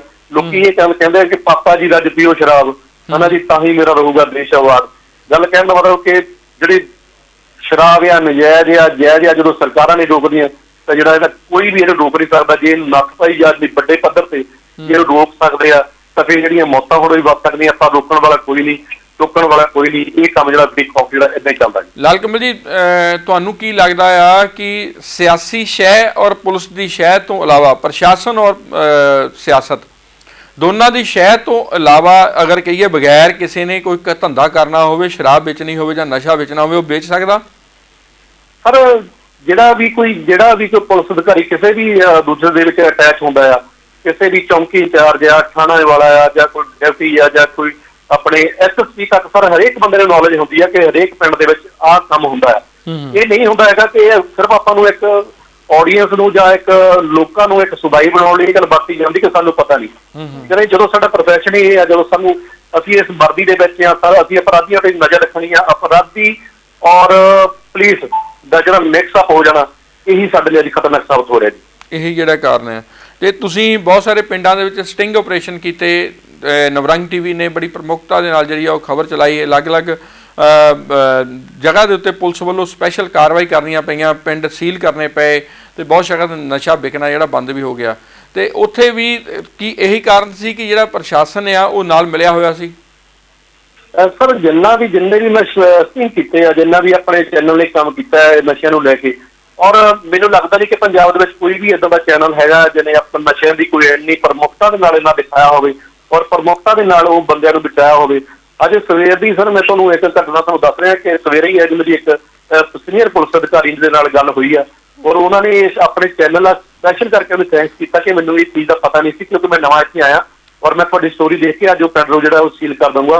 ਕਾਰਨ ਇਹ ਹੈ ਕਿ ਜਿਹੜੇ ਇਮਾਨਦਾਰ ਅਧਿਕਾਰੀ ਆ ਸਰ, ਉਹ ਕਿਤੇ ਨਾ ਕਿਤੇ ਚਾਹੁੰਦੇ ਆ ਕਿ ਇਹ ਜਿਹੜੀ ਅੱਗ ਆ ਇਹ ਸਾਡੇ ਵੱਲ ਵੀ ਆ ਸਕਦੀ ਆ, ਸਾਡੇ ਬੱਚਿਆਂ ਨੂੰ ਵੀ ਲਪੇਟ ਲੈ ਸਕਦੀ ਆ। ਪਰ ਜ਼ਿਆਦਾਤਰ ਜਿਹੜੇ 90% ਜੇ ਆਪਾਂ ਗੱਲ ਕਰੀਏ ਜਿਹੜੇ ਅਧਿਕਾਰੀ ਆ ਉਹ ਨਸ਼ਾ ਤਸਕਰਾਂ ਨਾਲ ਮਿਲੇ ਹੋਏ ਆ ਔਰ ਇਸ ਮਿਲਣ ਦੇ ਕਾਰਨ ਹੀ ਜਿਹੜੀ ਸਾਡੀਆਂ ਮੌਤਾਂ ਹੋ ਰਹੀਆਂ, ਔਰ ਇਸੇ ਕਰਕੇ ਜਿਹੜਾ ਸਰਕਾਰਾਂ ਫੇਲ ਹੋ ਰਹੀਆਂ, ਇਸੇ ਕਰਕੇ ਜਿਹੜਾ ਸਰ ਇਹ ਜਿਹੜਾ ਨਸ਼ਾ ਹੈ ਬੰਦ ਨਹੀਂ ਹੋ ਰਿਹਾ। ਜੇਕਰ ਇਹ ਨਸ਼ਾ ਬੰਦ ਕਰਨਾ ਹੈ ਸਰ, ਫਿਰ ਇਹਨਾਂ ਅਪਰਾਧੀ ਤੇ ਪੁਲਿਸ ਨੂੰ ਜਿਹੜਾ ਆਪਣੇ ਜਿਹੜੇ ਰਸਤੇ ਉਹ ਵੱਖਰੇ ਕਰਨੇ ਪੈਣਗੇ। ਹੋ ਸਕਦਾ ਤਾਂ ਸਾਡੇ ਦੇਸ਼ ਦਾ ਬਚਾਅ ਹੋ ਜਾਵੇ, ਤੇ ਹੋ ਸਕਦਾ ਤਾਂ ਸਾਡੀ ਜਿਹੜੀ ਨੌਜਵਾਨ ਪੀੜ੍ਹੀ ਆ ਉਹ ਬਚ ਜਾਵੇ ਜੀ। ਠੀਕ ਹੈ, ਧੰਨਵਾਦ ਜੀ ਕਾਲ ਕਰਨ ਲਈ। Thank you sir. ਹਾਂਜੀ, ਤੇ ਗੱਲ ਕਰਦੇ ਹਾਂ ਕਿ ਉਹੀ ਗੱਲ ਆ ਕਿ ਇਹਨਾਂ ਨੇ ਵੀ ਕਿਹਾ ਕਿ ਸਾਡੇ ਨਾਲ ਦੇ ਜਿੰਨੇ ਪਿੰਡ ਆ ਸਾਰੇ ਪਿੰਡਾਂ ਵਿੱਚ ਸ਼ਰੇਆਮ ਜਿਹੜੀ ਸ਼ਰਾਬ ਵਿਕਦੀ ਹੈ। ਆਪਾਂ ਕਿਸੇ ਵੀ ਮੁਹੱਲੇ ਦੀ ਗੱਲ ਕਰ ਲਈਏ, ਕਿਸੇ ਵੀ ਏਰੀਆ ਦੀ ਗੱਲ ਕਰ ਲਈਏ, ਹਨਾ, ਉੱਥੇ ਤੁਸੀਂ ਇਹ ਦੇਖੋ ਕਿ ਜਿਹੜੇ ਪਹਿਲਾਂ ਕਦੀ ਗੈਂਗਸਟਰ ਹੁੰਦੇ ਸੀ ਜਾਂ ਹੋਰ ਹੁੰਦੇ ਸੀ, ਉਹ ਜ਼ਿਆਦਾਤਰ ਜਿਹੜੇ ਮੁੰਡੇ ਨੇ ਉਹਨਾਂ ਵਿੱਚੋਂ ਵੀ ਉਹ ਸ਼ਰਾਬ ਦੇ ਧੰਦੇ ਵਿੱਚ ਪੈ ਗਏ। ਉਹ ਆਪਣੇ ਇੱਕ ਕਿਸਮ ਦੇ ਬਿਜ਼ਨਸ ਦੇ ਲੈ ਕੇ ਉਹ ਚੱਲਦੇ ਆ, ਲੇਕਿਨ ਉਹ ਇਲੀਗਲ ਕੰਮ ਜਿਹੜਾ ਆ ਉਹ ਜਦੋਂ 2 ਨੰਬਰ ਦੀ ਸ਼ਰਾਬ ਆਉਂਦੀ ਆ, ਪਹਿਲੇ ਨੰਬਰ ਤੇ ਕਿਤੇ ਟੈਕਸ ਦੀ ਚੋਰੀ ਹੁੰਦੀ ਆ, ਉਸ ਤੋਂ ਇਲਾਵਾ ਜਿਹੜੀ ਉਹਦੇ ਵਿੱਚ ਜ਼ਹਿਰੀਲੀ ਸ਼ਰਾਬ ਆਉਣ ਦੀ, ਮਾੜੀ ਸ਼ਰਾਬ ਆਉਣ ਦੇ ਚਾਂਸ ਜਿਹੜੇ ਨੇ ਉਹ ਬਹੁਤ ਜ਼ਿਆਦਾ ਉਹ ਵੱਧ ਜਾਂਦੇ ਨੇ ਜੀ, ਹਨਾ। ਤੇ ਗੱਲ ਕਰਦੇ ਮਨਪ੍ਰੀਤ ਕਿ ਅਗਰ ਮਾਝੇ ਦੀ ਗੱਲ ਕਰਦੇ ਆ ਨਾ, ਇਹ ਨਹੀਂ ਹੋ ਸਕਦਾ ਕਿ ਬਈ ਕਿ ਐਟ ਏ ਟਾਈਮ ਸਾਰੀ ਜਗ੍ਹਾ ਦੇ ਉੱਤੇ ਕਿਉਂ ਇੱਕਦਮ ਜਿਹੜੀ ਹੈ ਜ਼ਹਿਰੀਲੀ ਸ਼ਰਾਬ ਆ ਗਈ। ਉਹਦੇ ਲਈ ਕਿਹਾ ਜਾ ਰਿਹਾ ਹੈ ਕਿ ਇੱਕ ਜੰਡਿਆਲਾ ਗੁਰੂ ਦੇ ਨੇੜੇ ਕੋਈ ਇੱਕ ਏਰੀਆ ਆ ਜਿੱਥੋਂ ਜਿਹੜੀ ਆ ਸਾਰੇ ਮਾਝੇ ਦੇ ਵਿੱਚ ਸ਼ਰਾਬ ਦੀ 2 ਨੰਬਰ ਦੀ ਸ਼ਰਾਬ ਦੀ ਉਹ ਸਪਲਾਈ ਦਿੱਤੀ ਜਾਂਦੀ ਸੀ, ਹਨਾ, ਜਾਂ ਉੱਥੋਂ ਲੋਕੀ ਲੈ ਕੇ ਆਉਂਦੇ ਸੀਗੇ। ਉਹ ਥੈਲੀਆਂ ਬਣਾ ਕੇ ਦੇਖੀਆਂ ਵੀ ਹੈ ਕੈਮਰੇ ਦੇ ਵਿੱਚ ਕਿ ਜਿਹੜੇ ਸਾਡੇ ਰਿਪੋਰਟਰ ਆ ਉੱਥੋਂ ਉਹਨਾਂ ਨੇ ਜਾ ਕੇ ਥੈਲੀਆਂ ਭੇਜੀਆਂ, ਉਹਦੇ ਵਿੱਚ ਜਿਹੜੀ ਸ਼ਰਾਬ ਆ ਵਿੱਚ ਕਿਸੇ ਦੇ ਕੀੜੇ ਤੁਰੇ ਫਿਰਦੇ, ਕਿਸੇ ਦੇ ਕੁਛ ਤੁਰਿਆ ਫਿਰਦਾ। ਹੋ ਸਕਦਾ ਕੀ ਕਾਰਨ ਹੋਇਆ ਕਿ ਉੱਥੋਂ ਜਿਹੜੀ ਆ ਉਹ ਕੋਈ ਜ਼ਹਿਰੀਲੀ ਸ਼ਰਾਬ ਹੋ ਗਈ, ਜਿੱਥੋਂ ਉਹ ਸਪਲਾਈ ਆਲ ਮਾਝੇ ਦੇ ਵਿੱਚ ਜਿਹੜੀ ਆ ਉਹ ਗਈ ਆ, ਤੇ ਜਿੱਥੇ ਇੱਕਦਮ ਸਾਰੀ ਜਗ੍ਹਾ ਦੇ ਉੱਤੇ ਜ਼ਹਿਰੀਲੀ ਸ਼ਰਾਬ ਫੈਲਣ ਦੇ ਨਾਲ ਜਿਹੜੀਆਂ ਨੇ ਉਹ ਇੰਨੀਆਂ ਵੱਧ ਉਹ ਮੌਤਾਂ ਉਹ ਹੋਈਆਂ ਨੇ। ਲੇਕਿਨ ਗੱਲ ਇਹ ਨਹੀਂ, ਗੱਲ ਸੋਚਣ ਦੀ ਇਹ ਆ ਕਿ ਉਸ ਏਰੀਏ ਦੇ ਵਿੱਚ ਇੰਨੇ ਸਾਲਾਂ ਤੋਂ ਜੇ ਇੰਨੀ ਵੱਡੀ ਸਪਲਾਈ ਸ਼ਰਾਬ ਦੀ ਤਰਨਤਾਰਨ, ਬਟਾਲਾ, ਅੰਮ੍ਰਿਤਸਰ, ਪਲਾਨਾ ਤੋਂ ਸਾਰੇ ਪਾਸੇ ਜਾ ਰਹੀ ਸੀ ਜੀ, ਤੇ ਉਹ ਕਿੱਡੇ ਵੱਡੇ ਲੈਵਲ ਦੇ ਉੱਤੇ ਸ਼ਰਾਬ ਕੱਢਦੇ ਹੋਣਗੇ ਕਿ ਉਸ ਏਰੀਏ ਦੇ SHO ਜਾਂ ਹੋਰ ਜਿਹੜੇ ਆਫਿਸਰ ਨੇ ਉਹਨਾਂ ਨੂੰ ਨਹੀਂ ਪਤਾ ਕਿ ਸਾਡੇ ਏਰੀਏ ਦੇ ਵਿੱਚ ਇੰਨੀ, ਜੇ ਉਹਨਾਂ ਨੂੰ ਨਹੀਂ ਪਤਾ ਤਾਂ ਉਹਨਾਂ ਦੀ ਨਲਾਇਕੀ ਆ ਤਾਂ ਵੀ ਉਹ ਦੋਸ਼ੀ ਨੇ। ਜੇ ਉਹਨਾਂ ਨੂੰ ਪਤਾ ਆ ਤਾਂ ਉਹਨਾਂ ਨੇ ਉੱਤੇ ਕਾਰਵਾਈ ਨਹੀਂ ਕੀਤੀ ਤਾਂ ਵੀ ਉਹ ਦੋਸ਼ੀ ਨੇ। ਉਹਨਾਂ ਅਫਸਰਾਂ ਦੇ ਉੱਤੇ ਵੀ ਇੱਥੇ ਆ ਇਹ ਕਾਰਵਾਈ ਉਹ ਹੋਣੀ ਚਾਹੀਦੀ ਆ। ਹਾਂਜੀ, ਤੇ ਸਾਡੇ ਕੋਲ ਕਾਲਰ ਜੁੜੇ ਨੇ। ਹੈਲੋ ਹੈਲੋ ਹੈਲੋ ਹੈਲੋ ਹਾਂਜੀ ਹਾਂਜੀ, ਕੌਣ ਬੋਲ ਰਿਹਾ ਜੀ? ਹਾਂਜੀ, ਸਤਿ ਸ਼੍ਰੀ ਅਕਾਲ ਜੀ। ਅੱਛਾ ਸਰ, ਜਿਹੜੇ ਆਪਣੇ ਵੀ ਇਹ ਜਿਹੜਾ ਮੰਦਭਾਗੀ ਜਿਹੜੀ ਘਟਨਾ ਚੱਲ ਰਹੀ ਹੈ ਪੂਰੇ ਪੰਜਾਬ ਦੇ ਵਿੱਚ, ਉਧਰ ਇੰਨੇ ਜਿਹੜੇ ਪੰਜਾਬ ਦੇ ਵਿਅਕਤੀ ਮਰ ਚੁੱਕੇ ਨੇ, ਜਿੱਥੇ ਸਰਕਾਰਾਂ ਦੀ ਨਲਾਇਕੀ ਵੀ ਸਾਹਮਣੇ ਆ ਰਹੀ ਹੈ, ਉੱਥੇ ਆਪਾਂ ਆਪਣੇ ਫਗਵਾੜੇ ਸ਼ਹਿਰ ਦਾ ਵੀ ਖਿਆਲ ਰੱਖਣਾ ਚਾਹੀਦਾ ਕਿ ਫਗਵਾੜੇ ਸ਼ਹਿਰ ਦੇ ਵਿੱਚ ਤੇ ਨਹੀਂ ਕੋਈ ਇੱਦਾਂ ਦਾ ਕੰਮ ਚੱਲ ਰਿਹਾ। ਕਿਉਂਕਿ ਆਪਾਂ ਦੇਖਦੇ ਹਾਂ ਕਿ ਕਾਫੀ ਪਿੱਛੇ ਜਿਹੇ ਅਖਬਾਰਾਂ 'ਚ ਵੀ ਆਉਂਦਾ ਕਿਤੇ ਸਸਤੀ ਸ਼ਰਾਬ ਵੀ ਵਿਕ ਰਹੀ ਹੈ। ਜੇ ਸਸਤੀ ਸ਼ਰਾਬ ਵਿਕ ਰਹੀ ਤਾਂ ਕਿੱਥੋਂ ਆ ਰਹੀ ਹੈ? ਬਿਲਕੁਲ ਜੀ, ਕਿੱਥੋਂ ਆ ਰਹੀ ਹੈ? ਕਾਰਨ ਬਣਿਆ ਹੋ ਰਿਹਾ ਕਿ ਕੋਈ ਵੀ ਸਾਡੇ ਜਿਹੜੇ ਸ਼ਹਿਰ ਦਾ ਵਸਨੀਕ ਆ ਉਹ ਇਸ ਦਾ ਯਾਨੀ ਕਿ ਇਸ ਦਾ ਸ਼ਿਕਾਰ ਨਾ ਹੋ ਜਾਵੇ। ਇਸ ਲਈ ਆਪਾਂ ਨੂੰ ਵੀ, ਪ੍ਰਸ਼ਾਸਨ ਨੂੰ ਵੀ ਮੰਗ ਤੁਹਾਡੇ ਥਰੂ ਕਰਨੀ ਚਾਹੁੰਦੇ ਆ ਕਿ ਇਸ ਦੀ ਜਿਹੜਾ ਡੂੰਘਾਈ ਨਾਲ ਜਾਂਚ ਕੀਤੀ ਜਾਵੇ ਤੇ ਇਹੋ ਜਿਹੇ ਗਲਤ ਅਨਸਰਾਂ ਨੂੰ ਜਿਹੜਾ ਫੜ ਕੇ ਜਿਹੜਾ ਅੰਦਰ ਦਿੱਤਾ ਜਾਵੇ। ਸਾਡਾ ਜਿਹੜਾ ਆ ਇਹ ਮੁੱਦਾ ਰੱਖਣ ਦਾ ਮੇਨ ਕਾਰਨ ਇਹ ਸੀ ਕਿ ਲੋਕ ਅੱਗੇ ਆਉਣ, ਦੱਸਣ ਆਪਣੇ ਮੁਹੱਲੇ ਦਾ ਨਾਮ ਲੈ ਕੇ ਕਿ ਇਸ ਮੁਹੱਲੇ ਵਿੱਚ ਸ਼ਰੇਆਮ ਸ਼ਰਾਬ ਵਿਕਦੀ ਆ। ਪ੍ਰਸ਼ਾਸਨ ਕਿਤੇ ਨਾ ਕਿਤੇ ਇਸ ਪ੍ਰੋਗਰਾਮ ਨੂੰ ਦੇਖਦਾ ਹੋ ਸਕਦਾ ਆ, ਜਾਂ ਉਹ ਦੇਖੇਗਾ ਜਾਂ ਉਹਨਾਂ ਤੱਕ ਸਾਡੇ ਵੱਲੋਂ ਇਹ ਗੱਲ ਪਹੁੰਚਾਈ ਜਾਏਗੀ। ਜੇ ਆਪਾਂ ਮੁਹੱਲਿਆਂ ਦਾ ਨਾਮ ਲਵਾਂਗੇ ਤਾਂ ਪੁਲਿਸ ਵੱਲੋਂ, ਪ੍ਰਸ਼ਾਸਨ ਵੱਲੋਂ ਮਜਬੂਰਨ ਕਾਰਵਾਈ ਕਰਕੇ ਉੱਥੇ ਜਿਹੜੀ ਆ ਨਸ਼ੇ ਨੂੰ ਨੱਥ ਜਿਹੜੀ ਆ ਉਹ ਪਾਈ ਜਾਵੇਗੀ। ਦੇਖੋ ਜੀ, ਇਹਨਾਂ ਦੀ ਇੰਟੈਲੀਜੈਂਸ ਹੀ ਹੈਗੀ, ਇਹਨਾਂ ਨੂੰ ਪਤਾ ਤਾਂ ਹੁੰਦਾ ਹੀ ਆ। ਬਿਲਕੁਲ ਤੱਕ ਜੇ ਕੋਈ ਮੁਹੱਲਿਆਂ ਦਾ ਨਾਮ ਦੱਸਦਾ, ਜਿਹੜੇ ਕੰਮਕਾਰ ਕਰਨ ਵਾਲੇ ਇਹਨਾਂ ਕ੍ਰਿਮੀਨਲ ਬੈਕਗ੍ਰਾਉਂਡ ਹੁੰਦਾ ਆ, ਇਹ ਕਿਸੇ ਬੰਦੇ ਨੂੰ ਫਿਰ ਟਾਰਗੇਟ ਕਰਦੇ ਆ, ਉਹਨੂੰ ਟਾਰਗੇਟ ਕਰਕੇ ਉਹਨੂੰ ਲੜਾਈ ਝਗੜਾ ਕਰਦੇ ਆ, ਫਿਰ ਉਹਦੇ ਕੋਈ ਬੈਕ ਨਹੀਂ ਕਰਦਾ। ਇਹ ਇਹਨਾਂ ਦੀ ਆਪਣੀ ਇੰਟੈਲੀਜੈਂਸ ਹੀ ਆ। ਜੇ ਇੰਟੈਲੀਜੈਂਸ ਹੀ ਇੱਕ ਡਿਪਾਰਟਮੈਂਟ ਆ, IB ਡਿਪਾਰਟਮੈਂਟ, ਉਹ ਕਰ ਕੀ ਰਿਹਾ ਕੰਮ, ਜੇ ਤਨਖਾਹ ਲੈਣ ਦਾ ਵਿਲੇਜ ਕੰਮ ਕਰਦਾ। ਬਿਲਕੁਲ, ਉਹ ਦੇਖੇ ਕਿ ਜਿਹੜਾ ਗਲਤ ਅਫਸਰ ਘੁੰਮ ਰਿਹਾ ਆ, ਉਹ ਜਾ ਕੇ ਆਪਣਾ ਪ੍ਰਸ਼ਾਸਨ ਆਪਣੇ ਲੈਵਲ ਤੇ ਕਾਰਵਾਈ ਕਰੇ ਤਾਂ ਲੋਕਾਂ ਨੂੰ ਸੁੱਖ ਜਿਹੜਾ ਹੈ ਮਿਲ ਸਕਦਾ। ਹਾਂਜੀ, ਅਸੀਂ ਇਸੇ ਲਈ ਕਹਿ ਰਹੇ ਸੀ ਕਿ ਆਪਣਾ ਨਾਮ ਦੱਸੇ ਬਗੈਰ ਤੁਸੀਂ ਏਰੀਆ ਅਗਰ ਆਇਡੈਂਟੀਫਾਈ ਕਰਨਾ ਚਾਹੁੰਦੇ ਆ ਤਾਂ ਤੁਸੀਂ ਕਰ ਸਕਦੇ ਹੋ, ਤੇ ਤਾਂ ਕਿ ਉਹ ਏਰੀਆ ਹਾਈਲਾਈਟ ਹੋਣ ਜਿੱਥੇ ਸ਼ਰਾਬ ਜ਼ਿਆਦਾ ਵਿਕਦੀ। ਉਹਦੇ ਲਈ ਆਪਾਂ ਇੱਕ ਟੋਲ ਫ੍ਰੀ ਨੰਬਰ ਫਗਵਾੜੇ ਦੇ ਵਿੱਚ ਸਾਡੇ SP ਸਾਹਿਬ ਨੂੰ ਜਾਂ SSP ਸਾਹਿਬ ਨੂੰ ਚਾਹੀਦਾ ਕਿ ਇੱਕ ਟੋਲ ਫ੍ਰੀ ਨੰਬਰ ਜਾਰੀ ਕਰ ਦੇਣ। ਜੇ ਕੋਈ ਫੋਨ ਕਰਦਾ ਆ ਤਾਂ ਉਹ ਟੋਲ ਫ੍ਰੀ ਨੰਬਰ ਤੇ ਉਹਦੀ ਜਾਣਕਾਰੀ ਗੁਪਤ ਰੱਖ ਕੇ ਉਹ ਆਪਣੀ ਜਾਣਕਾਰੀ ਤਾਂ ਦੇ ਸਕਦਾ। ਕੋਈ ਹੋਵੇ ਤਾਂ ਹੀ ਤਾਂ ਟਿਕਾਣਾ ਕਿਤੇ ਦੱਸਿਆ ਜਾਵੇ ਜਾ ਕੇ। ਹਾਂਜੀ ਹਾਂਜੀ, ਬਿਲਕੁਲ ਦੇ ਸਕਦਾ ਜੀ। ਠੀਕ ਹੈ ਜੀ, ਧੰਨਵਾਦ ਜੀ ਕਾਲ ਕਰਨ ਲਈ।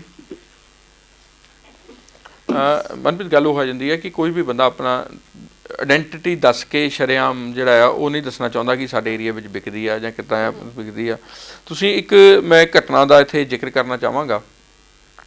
ਪੁਲਿਸ ਵੱਲੋਂ ਬੜਾ ਪੋਜ਼ਿਟਿਵ ਉਹਦੇ ਵਿੱਚ ਦਿਖਾਇਆ ਗਿਆ ਸੀ, ਲੇਕਿਨ ਕਿ ਉਹ ਘਟਨਾ ਅਹਿਮ ਕਿਉਂ ਮੰਨੀ ਜਾਂਦੀ ਆ ਕਿ ਜਦੋਂ ਲੋਕਡਾਊਨ ਤੋਂ ਬਾਅਦ ਠੇਕੇ ਖੁੱਲ੍ਹੇ, ਠੇਕਿਆਂ ਦੀਆਂ ਸੇਲ ਜਿਹੜੀ ਸੀ ਉਹ ਨਹੀਂ ਹੋਈ, ਤਾਂ ਜਿਹੜਾ ਸਰਕਾਰ ਸੀ ਉਹਨੂੰ ਹੱਥਾਂ ਪੈਰਾਂ ਦੀ ਪੈ ਗਈ ਕਿ ਸੇਲ ਤਾਂ ਹੋ ਨਹੀਂ ਰਹੀ, ਇਨਕਮ ਕਿੱਥੋਂ ਆਏਗੀ। ਤਾਂ ਕੈਪਟਨ ਸਾਹਿਬ ਨੇ ਸਪਸ਼ਟ ਨਿਰਦੇਸ਼ ਦਿੱਤੇ ਕਿ ਜਿਹੜੇ ਏਰੀਏ ਦੇ ਵਿੱਚ ਸ਼ਰਾਬ ਵਿਕਦੀ ਹੋਏਗੀ ਉਹ SHO ਜਾਂ DSP ਜਾਂ SP ਦੇ ਉੱਤੇ ਸਰਕਾਰ ਵੱਲੋਂ ਕਾਰਵਾਈ ਕੀਤੀ ਜਾਵੇਗੀ। ਸਪਸ਼ਟ ਸੰਦੇਸ਼ ਦਿੱਤਾ ਕਿਉਂਕਿ ਆਪਣਾ ਲਾਸ ਹੋ ਰਿਹਾ ਸੀ। ਹਾਂਜੀ, ਜਿੱਦਾਂ ਹੀ ਉਹਨਾਂ ਨੇ ਇਹ ਸੰਦੇਸ਼ ਦਿੱਤਾ ਤੇ ਪੁਲਿਸ ਦੇ ਵਿੱਚ ਜਿਹੜੀ ਆ ਇੱਕਦਮ ਖਲਬਲੀ ਮਚ ਗਈ। ਖਲਬਲੀ ਮਚਣ ਤੋਂ ਬਾਅਦ ਇੱਕ ਅਹਿਮ ਘਟਨਾ ਇਹ ਵਾਪਰੀ। ਅਗਰ ਮੈਂ ਫਗਵਾੜੇ ਸ਼ਹਿਰ ਦੀ ਗੱਲ ਕਰਦਾ ਹਾਂ ਤਾਂ ਉਹਨਾਂ ਨੇ ਇੱਕ ਮੀਟਿੰਗ, ਜਿਹੜੇ ਵੀ ਸ਼ਰਾਬ ਵੇਚਣ ਦੇ ਨਾਲ ਸੰਬੰਧਿਤ ਲੋਕ ਸੀ, ਉਹਨਾਂ ਦੀ ਇੱਕ ਮੀਟਿੰਗ ਫਗਵਾੜਾ ਦੇ ਥਾਣੇ ਦੇ ਵਿੱਚ ਬੁਲਾ ਕੇ ਉਹਨਾਂ ਨੂੰ ਸਖਤ ਤਾੜਨਾ ਕੀਤੀ ਕਿ ਭਾਈ ਜਿਹੜੀ ਪਹਿਲਾਂ ਵੇਚ ਲਈ, ਜੇ ਹੁਣ ਵੇਚੀ ਤਾਂ ਅਸੀਂ ਤੁਹਾਡੇ ਤੇ ਕਾਰਵਾਈ ਕਰਾਂਗੇ।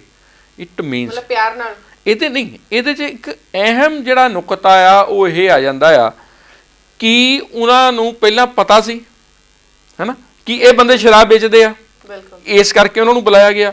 ਜੇ ਉਹਨਾਂ ਨੂੰ ਪਤਾ ਸੀ ਤਾਂ ਉਹਨਾਂ ਨੇ ਪਹਿਲਾਂ ਵਿਕਣ ਕਿਉਂ ਦਿੱਤੀ? ਉਦੋਂ ਜਿਹੜਾ ਸੀ ਸ਼ਰਾਬ ਜਿਹੜੀ ਆ ਉਹ ਨਾਲ ਦੀ ਨਾਲ ਉਹਨਾਂ ਨੇ ਉੱਥੇ ਵੇਚਦੇ ਰਹੇ, ਉਦੋਂ ਉਹਨਾਂ ਨੂੰ ਵਿਕਣ ਦੇ ਦਿੱਤੀ। ਉਸ ਤੋਂ ਬਾਅਦ ਕਾਰਵਾਈ ਵੀ ਦਿਖਾ ਦਿੱਤੀ ਤੇ ਆਪਣੇ ਕੰਮ ਵੀ ਕੀਤੇ ਗਏ, ਲੇਕਿਨ ਉਸ ਤੋਂ ਬਾਅਦ ਦੇਖੋ ਕਿੰਨੀ ਕਾਰਵਾਈ ਹੋਈ ਆ। ਮਤਲਬ ਉਹੀ ਕਿ ਉਹ ਨਿਊਜ਼ ਦੇ ਲਈ ਹਾਈਲਾਈਟ ਹੋ ਗਿਆ ਵੀ ਅਸੀਂ ਇਦਾਂ ਦਾ ਕਰਕੇ ਕਰ ਰਹੇ ਆ, ਵੀ ਅਸੀਂ ਬੰਦੇ ਵੀ ਇਕੱਠੇ ਕਰ ਲਏ, ਉਹ ਪਤਾ ਵੀ ਸੀਗਾ ਤੇ ਪਹਿਲਾਂ ਕਾਰਵਾਈ ਕਿਉਂ ਨਹੀਂ ਕੀਤੀ? ਨਹੀਂ, ਨਿਊਜ਼ ਵਾਲਿਆਂ ਨੂੰ ਨਹੀਂ ਬੁਲਾਇਆ, ਲੇਕਿਨ ਸਾਨੂੰ ਪਤਾ ਲੱਗ ਗਿਆ ਕਿ ਬੇਟੇ ਅਸੀਂ ਆਪਣੇ ਤੌਰ ਤੇ ਉਹਦੀ ਜਿਹੜੀ ਆ ਕਵਰੇਜ ਕੀਤੀ। ਲੇਕਿਨ ਸੋਚਣ ਵਾਲੀ ਗੱਲ ਇਹ ਆ ਕਿ ਪੁਲਿਸ ਨੂੰ ਪਤਾ ਸੀ ਕਿ ਸਾਡੇ ਏਰੀਏ ਵਿੱਚ ਆ ਬੰਦੇ ਸ਼ਰਾਬ ਦੇ ਮਾਮਲਿਆਂ ਨਾਲ ਸੰਬੰਧਿਤ ਨੇ, ਤੇ ਕੀ ਹੁਣ ਉਹਨਾਂ ਦੇ ਉੱਤੇ ਨਹੀਂ ਆਪਾਂ ਪੈਰਵਾਈ ਕਰ ਸਕਦੇ? ਉਸ ਤੋਂ ਬਾਅਦ ਕੀ ਸ਼ਰਾਬ ਆਪਣੇ ਏਰੀਏ ਦੇ ਵਿੱਚ ਵਿਕਣੀ ਜਿਹੜੀ ਆ ਉਹ ਬੰਦ ਹੋ ਗਈ ਆ। ਇਹ ਕੁਝ ਖਾਸ ਗੱਲਾਂ ਨੇ ਜਿਨ੍ਹਾਂ ਦੇ ਉੱਤੇ ਪੁਲਿਸ ਨੂੰ ਧਿਆਨ ਦੇਣ ਦੀ ਜਿਹੜੀ ਆ ਉਹ ਲੋੜ ਹੈ ਜੀ। ਤੇ ਸਰ ਜਦੋਂ ਹੁਣ ਇੰਨੀ ਖਬਰ ਹਾਈਲਾਈਟ ਹੋਈ ਹੈ ਹਨਾ, ਹਰ ਕੋਈ ਆਪੋ ਆਪਣੇ, ਜ਼ਿਆਦਾਤਰ ਜੇਕਰ ਗੱਲ ਕਰੀਏ ਸਿਆਸੀ ਮਾਹਰਾਂ ਦੀ ਤਾਂ ਆਪੋ ਆਪਣੇ ਬਿਆਨ ਦੇ ਰਹੇ ਨੇ ਹਨਾ, ਜਿਹੜੀਆਂ ਵਿਰੋਧੀ ਪਾਰਟੀਆਂ ਹੈਗੀਆਂ ਹੁਣ ਸਾਰੇ ਵਿਰੋਧੀ ਪਾਰਟੀਆਂ ਨੇ ਉੱਥੇ ਪਹੁੰਚਣਾ। ਆਪਾਂ ਮੈਂ ਇਹ ਨਹੀਂ ਗੱਲ ਕਹਿੰਦਾ ਮੈਂ ਅੱਜ ਕਾਂਗਰਸ ਦਾ ਕਸੂਰ ਕੱਢੀ ਕੇ ਲਾਉਣਾ ਹੀ ਸਰਕਾਰ ਆ, ਤਾਂ ਸਰਕਾਰਾਂ ਤਾਂ ਚੇਂਜ ਹੁੰਦੀਆਂ ਰਹਿੰਦੀਆਂ। ਜੇ ਉਹ ਲੇਡੀ ਵੇਚਦੀ ਸੀ, ਉਹਦੇ ਰਿਸ਼ਤੇਦਾਰ ਕਹਿ ਰਹੇ ਕਿ 15 ਸਾਲ ਤੋਂ ਸ਼ਰਾਬ ਵੇਚਦੀ ਸੀ, ਤਾਂ ਸਰਕਾਰਾਂ ਤਾਂ ਚੇਂਜ ਹੁੰਦੀਆਂ ਰਹੀਆਂ। ਸਰਕਾਰ ਕੋਈ ਵੀ ਆਵੇ, ਪੁਲਿਸ ਅਫਸਰ ਉਹੀ ਰਹਿੰਦੇ ਨੇ, ਕੋਈ ਇੱਥੇ ਵਾਲਾ ਉੱਥੇ ਲੱਗ ਗਿਆ, ਉੱਥੇ ਵਾਲਾ ਇੱਥੇ ਲੱਗ ਗਿਆ। ਇਹ ਜਿਹੜੀ ਆ ਇਹ ਗੀਟੀਆਂ ਫਿੱਟ ਹੁੰਦੀਆਂ ਰਹਿੰਦੀਆਂ, ਜਿੱਦਾਂ ਨਾ ਸ਼ਤਰੰਜ ਦੀਆਂ ਗੀਟੀਆਂ ਹੁੰਦੀਆਂ ਉਹ ਫਿੱਟ ਹੁੰਦੀਆਂ ਰਹਿੰਦੀਆਂ। ਲੇਕਿਨ ਜਿਹੜੇ ਜੇ ਇਹ ਕਹਿ ਲਓ ਕਿ ਕਦੀ ਧਰਮ ਸਿੰਘ ਦੀ ਚੱਲਦੀ ਸੀ, ਕਦੀ ਬਰਮ ਸਿੰਘ ਦੀ ਚੱਲਣ ਲੱਗ ਪਈ, ਉਹ ਹੋ ਗਈ ਕਿ ਬਈ ਜਿਹੜੇ ਉੱਪਰਲੇ ਲੀਡਰ ਆ ਉਹ ਚੇਂਜ ਹੁੰਦੇ ਰਹਿਣੇ ਆ, ਤੇ ਉਹ ਥੱਲੇ ਜਿਹੜੇ ਆ ਤਸਕਰ ਆ ਉਹੀ ਰਹਿਣੇ ਆ, ਅਫਸਰ ਉਹੀ ਰਹਿਣੇ ਆ। ਅਫਸਰ ਜਿਹੜਾ ਇੱਥੇ ਲੱਗਾ ਉਹ ਦੂਜੇ ਜ਼ਿਲ੍ਹੇ ਚੱਲ ਜਾਣਾ, ਦੂਜੇ ਜ਼ਿਲ੍ਹੇ ਵਾਲਾ ਇੱਥੇ ਆ ਜਾਣਾ। ਇੰਨਾ ਕਿ ਜਿਹੜਾ ਫਰਕ ਪੈਣਾ, ਕੰਮ ਉਹੀ ਚੱਲਣਾ। ਉਹਨੇ ਜਾਂਦੇ ਹੋਏ ਦੱਸ ਜਾਣਾ ਵੀ ਭਾਈ ਆਹ ਬੰਦੇ ਇਹਨਾਂ ਤੋਂ ਮਹੀਨਾ ਲੈ ਲਿਆ ਕਰੀ। ਹਾਂ, ਜਿਹੜਾ ਹੈਡ ਜਿਹੜਾ ਆ ਉਹ ਚੇਂਜ ਹੋ ਜਾਣਾ। ਤੇ ਇੱਥੇ ਲੋੜ ਆ ਪੁਲਿਸ ਨੂੰ ਆਪਣੇ ਤੌਰ ਦੇ ਉੱਤੇ ਸਖਤੀ ਵਰਤਦਿਆਂ ਹੋਇਆਂ ਇਦਾਂ ਦੀਆਂ ਚੀਜ਼ਾਂ ਦੇ ਉੱਤੇ ਪਾਬੰਦੀ ਲਗਾਉਣ ਦੀ। ਜੇ ਪੁਲਿਸ ਸਖਤ ਹੋ ਜਾਵੇ ਤਾਂ ਮੇਰੇ ਹਿਸਾਬ ਨਾਲ ਤਾਂ ਇੱਕ ਸ਼ਰਾਬ ਕੀ, ਫੀਮ ਕੀ, ਡੋਡੇ ਕੀ ਜਾਂ ਚਿੱਟਾ ਕੀ ਜਾਂ ਕੋਈ ਹੋਰ ਇੱਕ ਨਿੱਕੀ ਜਿਹੀ ਚੀਜ਼ ਵੀ ਜਿਹੜੀ ਆ ਹਨਾ ਨਹੀਂ ਵਿਕ ਸਕਦੀ। ਕਹਿੰਦੇ ਆ ਕਿ ਪੁਲਿਸ ਵਾਲੇ ਨਾਲੋਂ ਵੱਡਾ ਗੁੰਡਾ ਕੋਈ ਨਹੀਂ ਜੇ ਆਪਣੀ ਆਈ ਤੇ ਆ ਜਾਵੇ, ਤੇ ਉਹਦੇ ਕਹੇ ਤੋਂ ਬਗੈਰ ਜਿਹੜੀ ਆ ਕੋਈ ਵੀ ਚੀਜ਼ ਇੱਧਰ ਉੱਧਰ ਜਿਹੜੀ ਆ ਉਹ ਨਹੀਂ ਹਿੱਲ ਸਕਦੀ। ਬਿਲਕੁਲ, ਉਹਨਾਂ ਨੂੰ ਇਹੀ ਸੋਚਣਾ ਚਾਹੀਦਾ ਕਿ ਕੱਲ ਨੂੰ ਸਾਡੇ ਪਰਿਵਾਰ ਤੱਕ ਵੀ ਹੋ ਸਕਦਾ ਹੈ, ਸਾਡੇ ਪਰਿਵਾਰ ਤੱਕ ਜਿਹੜਾ ਜੇਕਰ ਅਸੀਂ ਉਸ ਤਕਲੀਫ ਨੂੰ ਨਹੀਂ ਜਰ ਸਕਦੇ ਤੇ ਫਿਰ ਦੂਸਰਾ ਜਣਾ ਕਿਉਂ ਜਰੇ? ਦੂਸਰਾ ਜਣਾ ਕਿਉਂ ਜਰੇ? ਤੁਸੀਂ ਦੇਖੋ 61 ਮੌਤਾਂ ਹੋਈਆਂ ਨੇ, ਕਿੰਨੇ ਘਰ ਖਰਾਬ ਹੋਏ ਨੇ, ਕਿਸੇ ਭੈਣ ਦਾ ਵੀਰ ਨਹੀਂ, ਉੱਪਰੋਂ ਰੱਖੜੀ ਦਾ ਤਿਉਹਾਰ ਸੀ ਹਨਾ, ਉੱਪਰੋਂ ਰੱਖੜੀ ਦਾ ਤਿਉਹਾਰ ਕਿਸੇ ਦੇ ਸਿਰ ਤੇ ਸਾਇਆ ਨਹੀਂ ਰਿਹਾ ਬੱਚਿਆਂ ਦੇ ਹਨਾ, ਕਈ ਔਰਤਾਂ ਜਿਹੜੀਆਂ ਵਿਧਵਾ ਹੋ ਗਈਆਂ, ਨਵੇਂ ਵਿਆਹ ਹੋਏ ਸੀ, ਜਿੱਦਾਂ ਵੀ ਸੀ ਹਨਾ।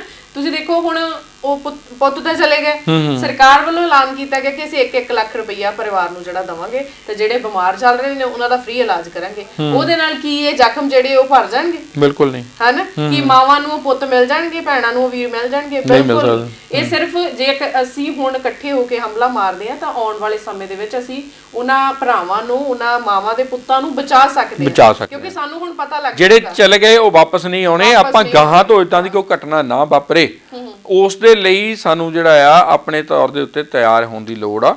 ਇਸ ਲਈ ਅਸੀਂ ਕਹਿੰਦੇ ਆ ਕਿ ਇਹ ਚੀਜ਼ਾਂ ਨੂੰ ਹਾਈਲਾਈਟ ਕਰਨ ਦੇ ਲਈ ਇੱਕ ਦੂਜੇ ਦੇ ਮੂੰਹ ਵੱਲ ਨਾ ਦੇਖੋ, ਪ੍ਰੋਗਰਾਮ 'ਚ ਕਾਲ ਕਰੋ, ਸਾਨੂੰ ਨਹੀਂ ਕਰਨੀ। ਆਪਣੀ ਫੇਸਬੁੱਕ ਆਈਡੀ ਦੇ ਉੱਤੇ ਹਰੇਕ ਥਾਂ ਦੇ ਉੱਤੇ ਤੁਸੀਂ ਉਹਨੂੰ ਪਬਲਿਸ਼ ਕਰੋ ਕਿ ਸਾਡੇ ਏਰੀਆ ਵਿੱਚ ਵੀ ਇਹ ਘਟਨਾ ਹੋ ਰਹੀ ਆ ਬਿਲਕੁਲ ਤੇ ਉਹਨੂੰ ਰੋਕਿਆ ਜਾਵੇ।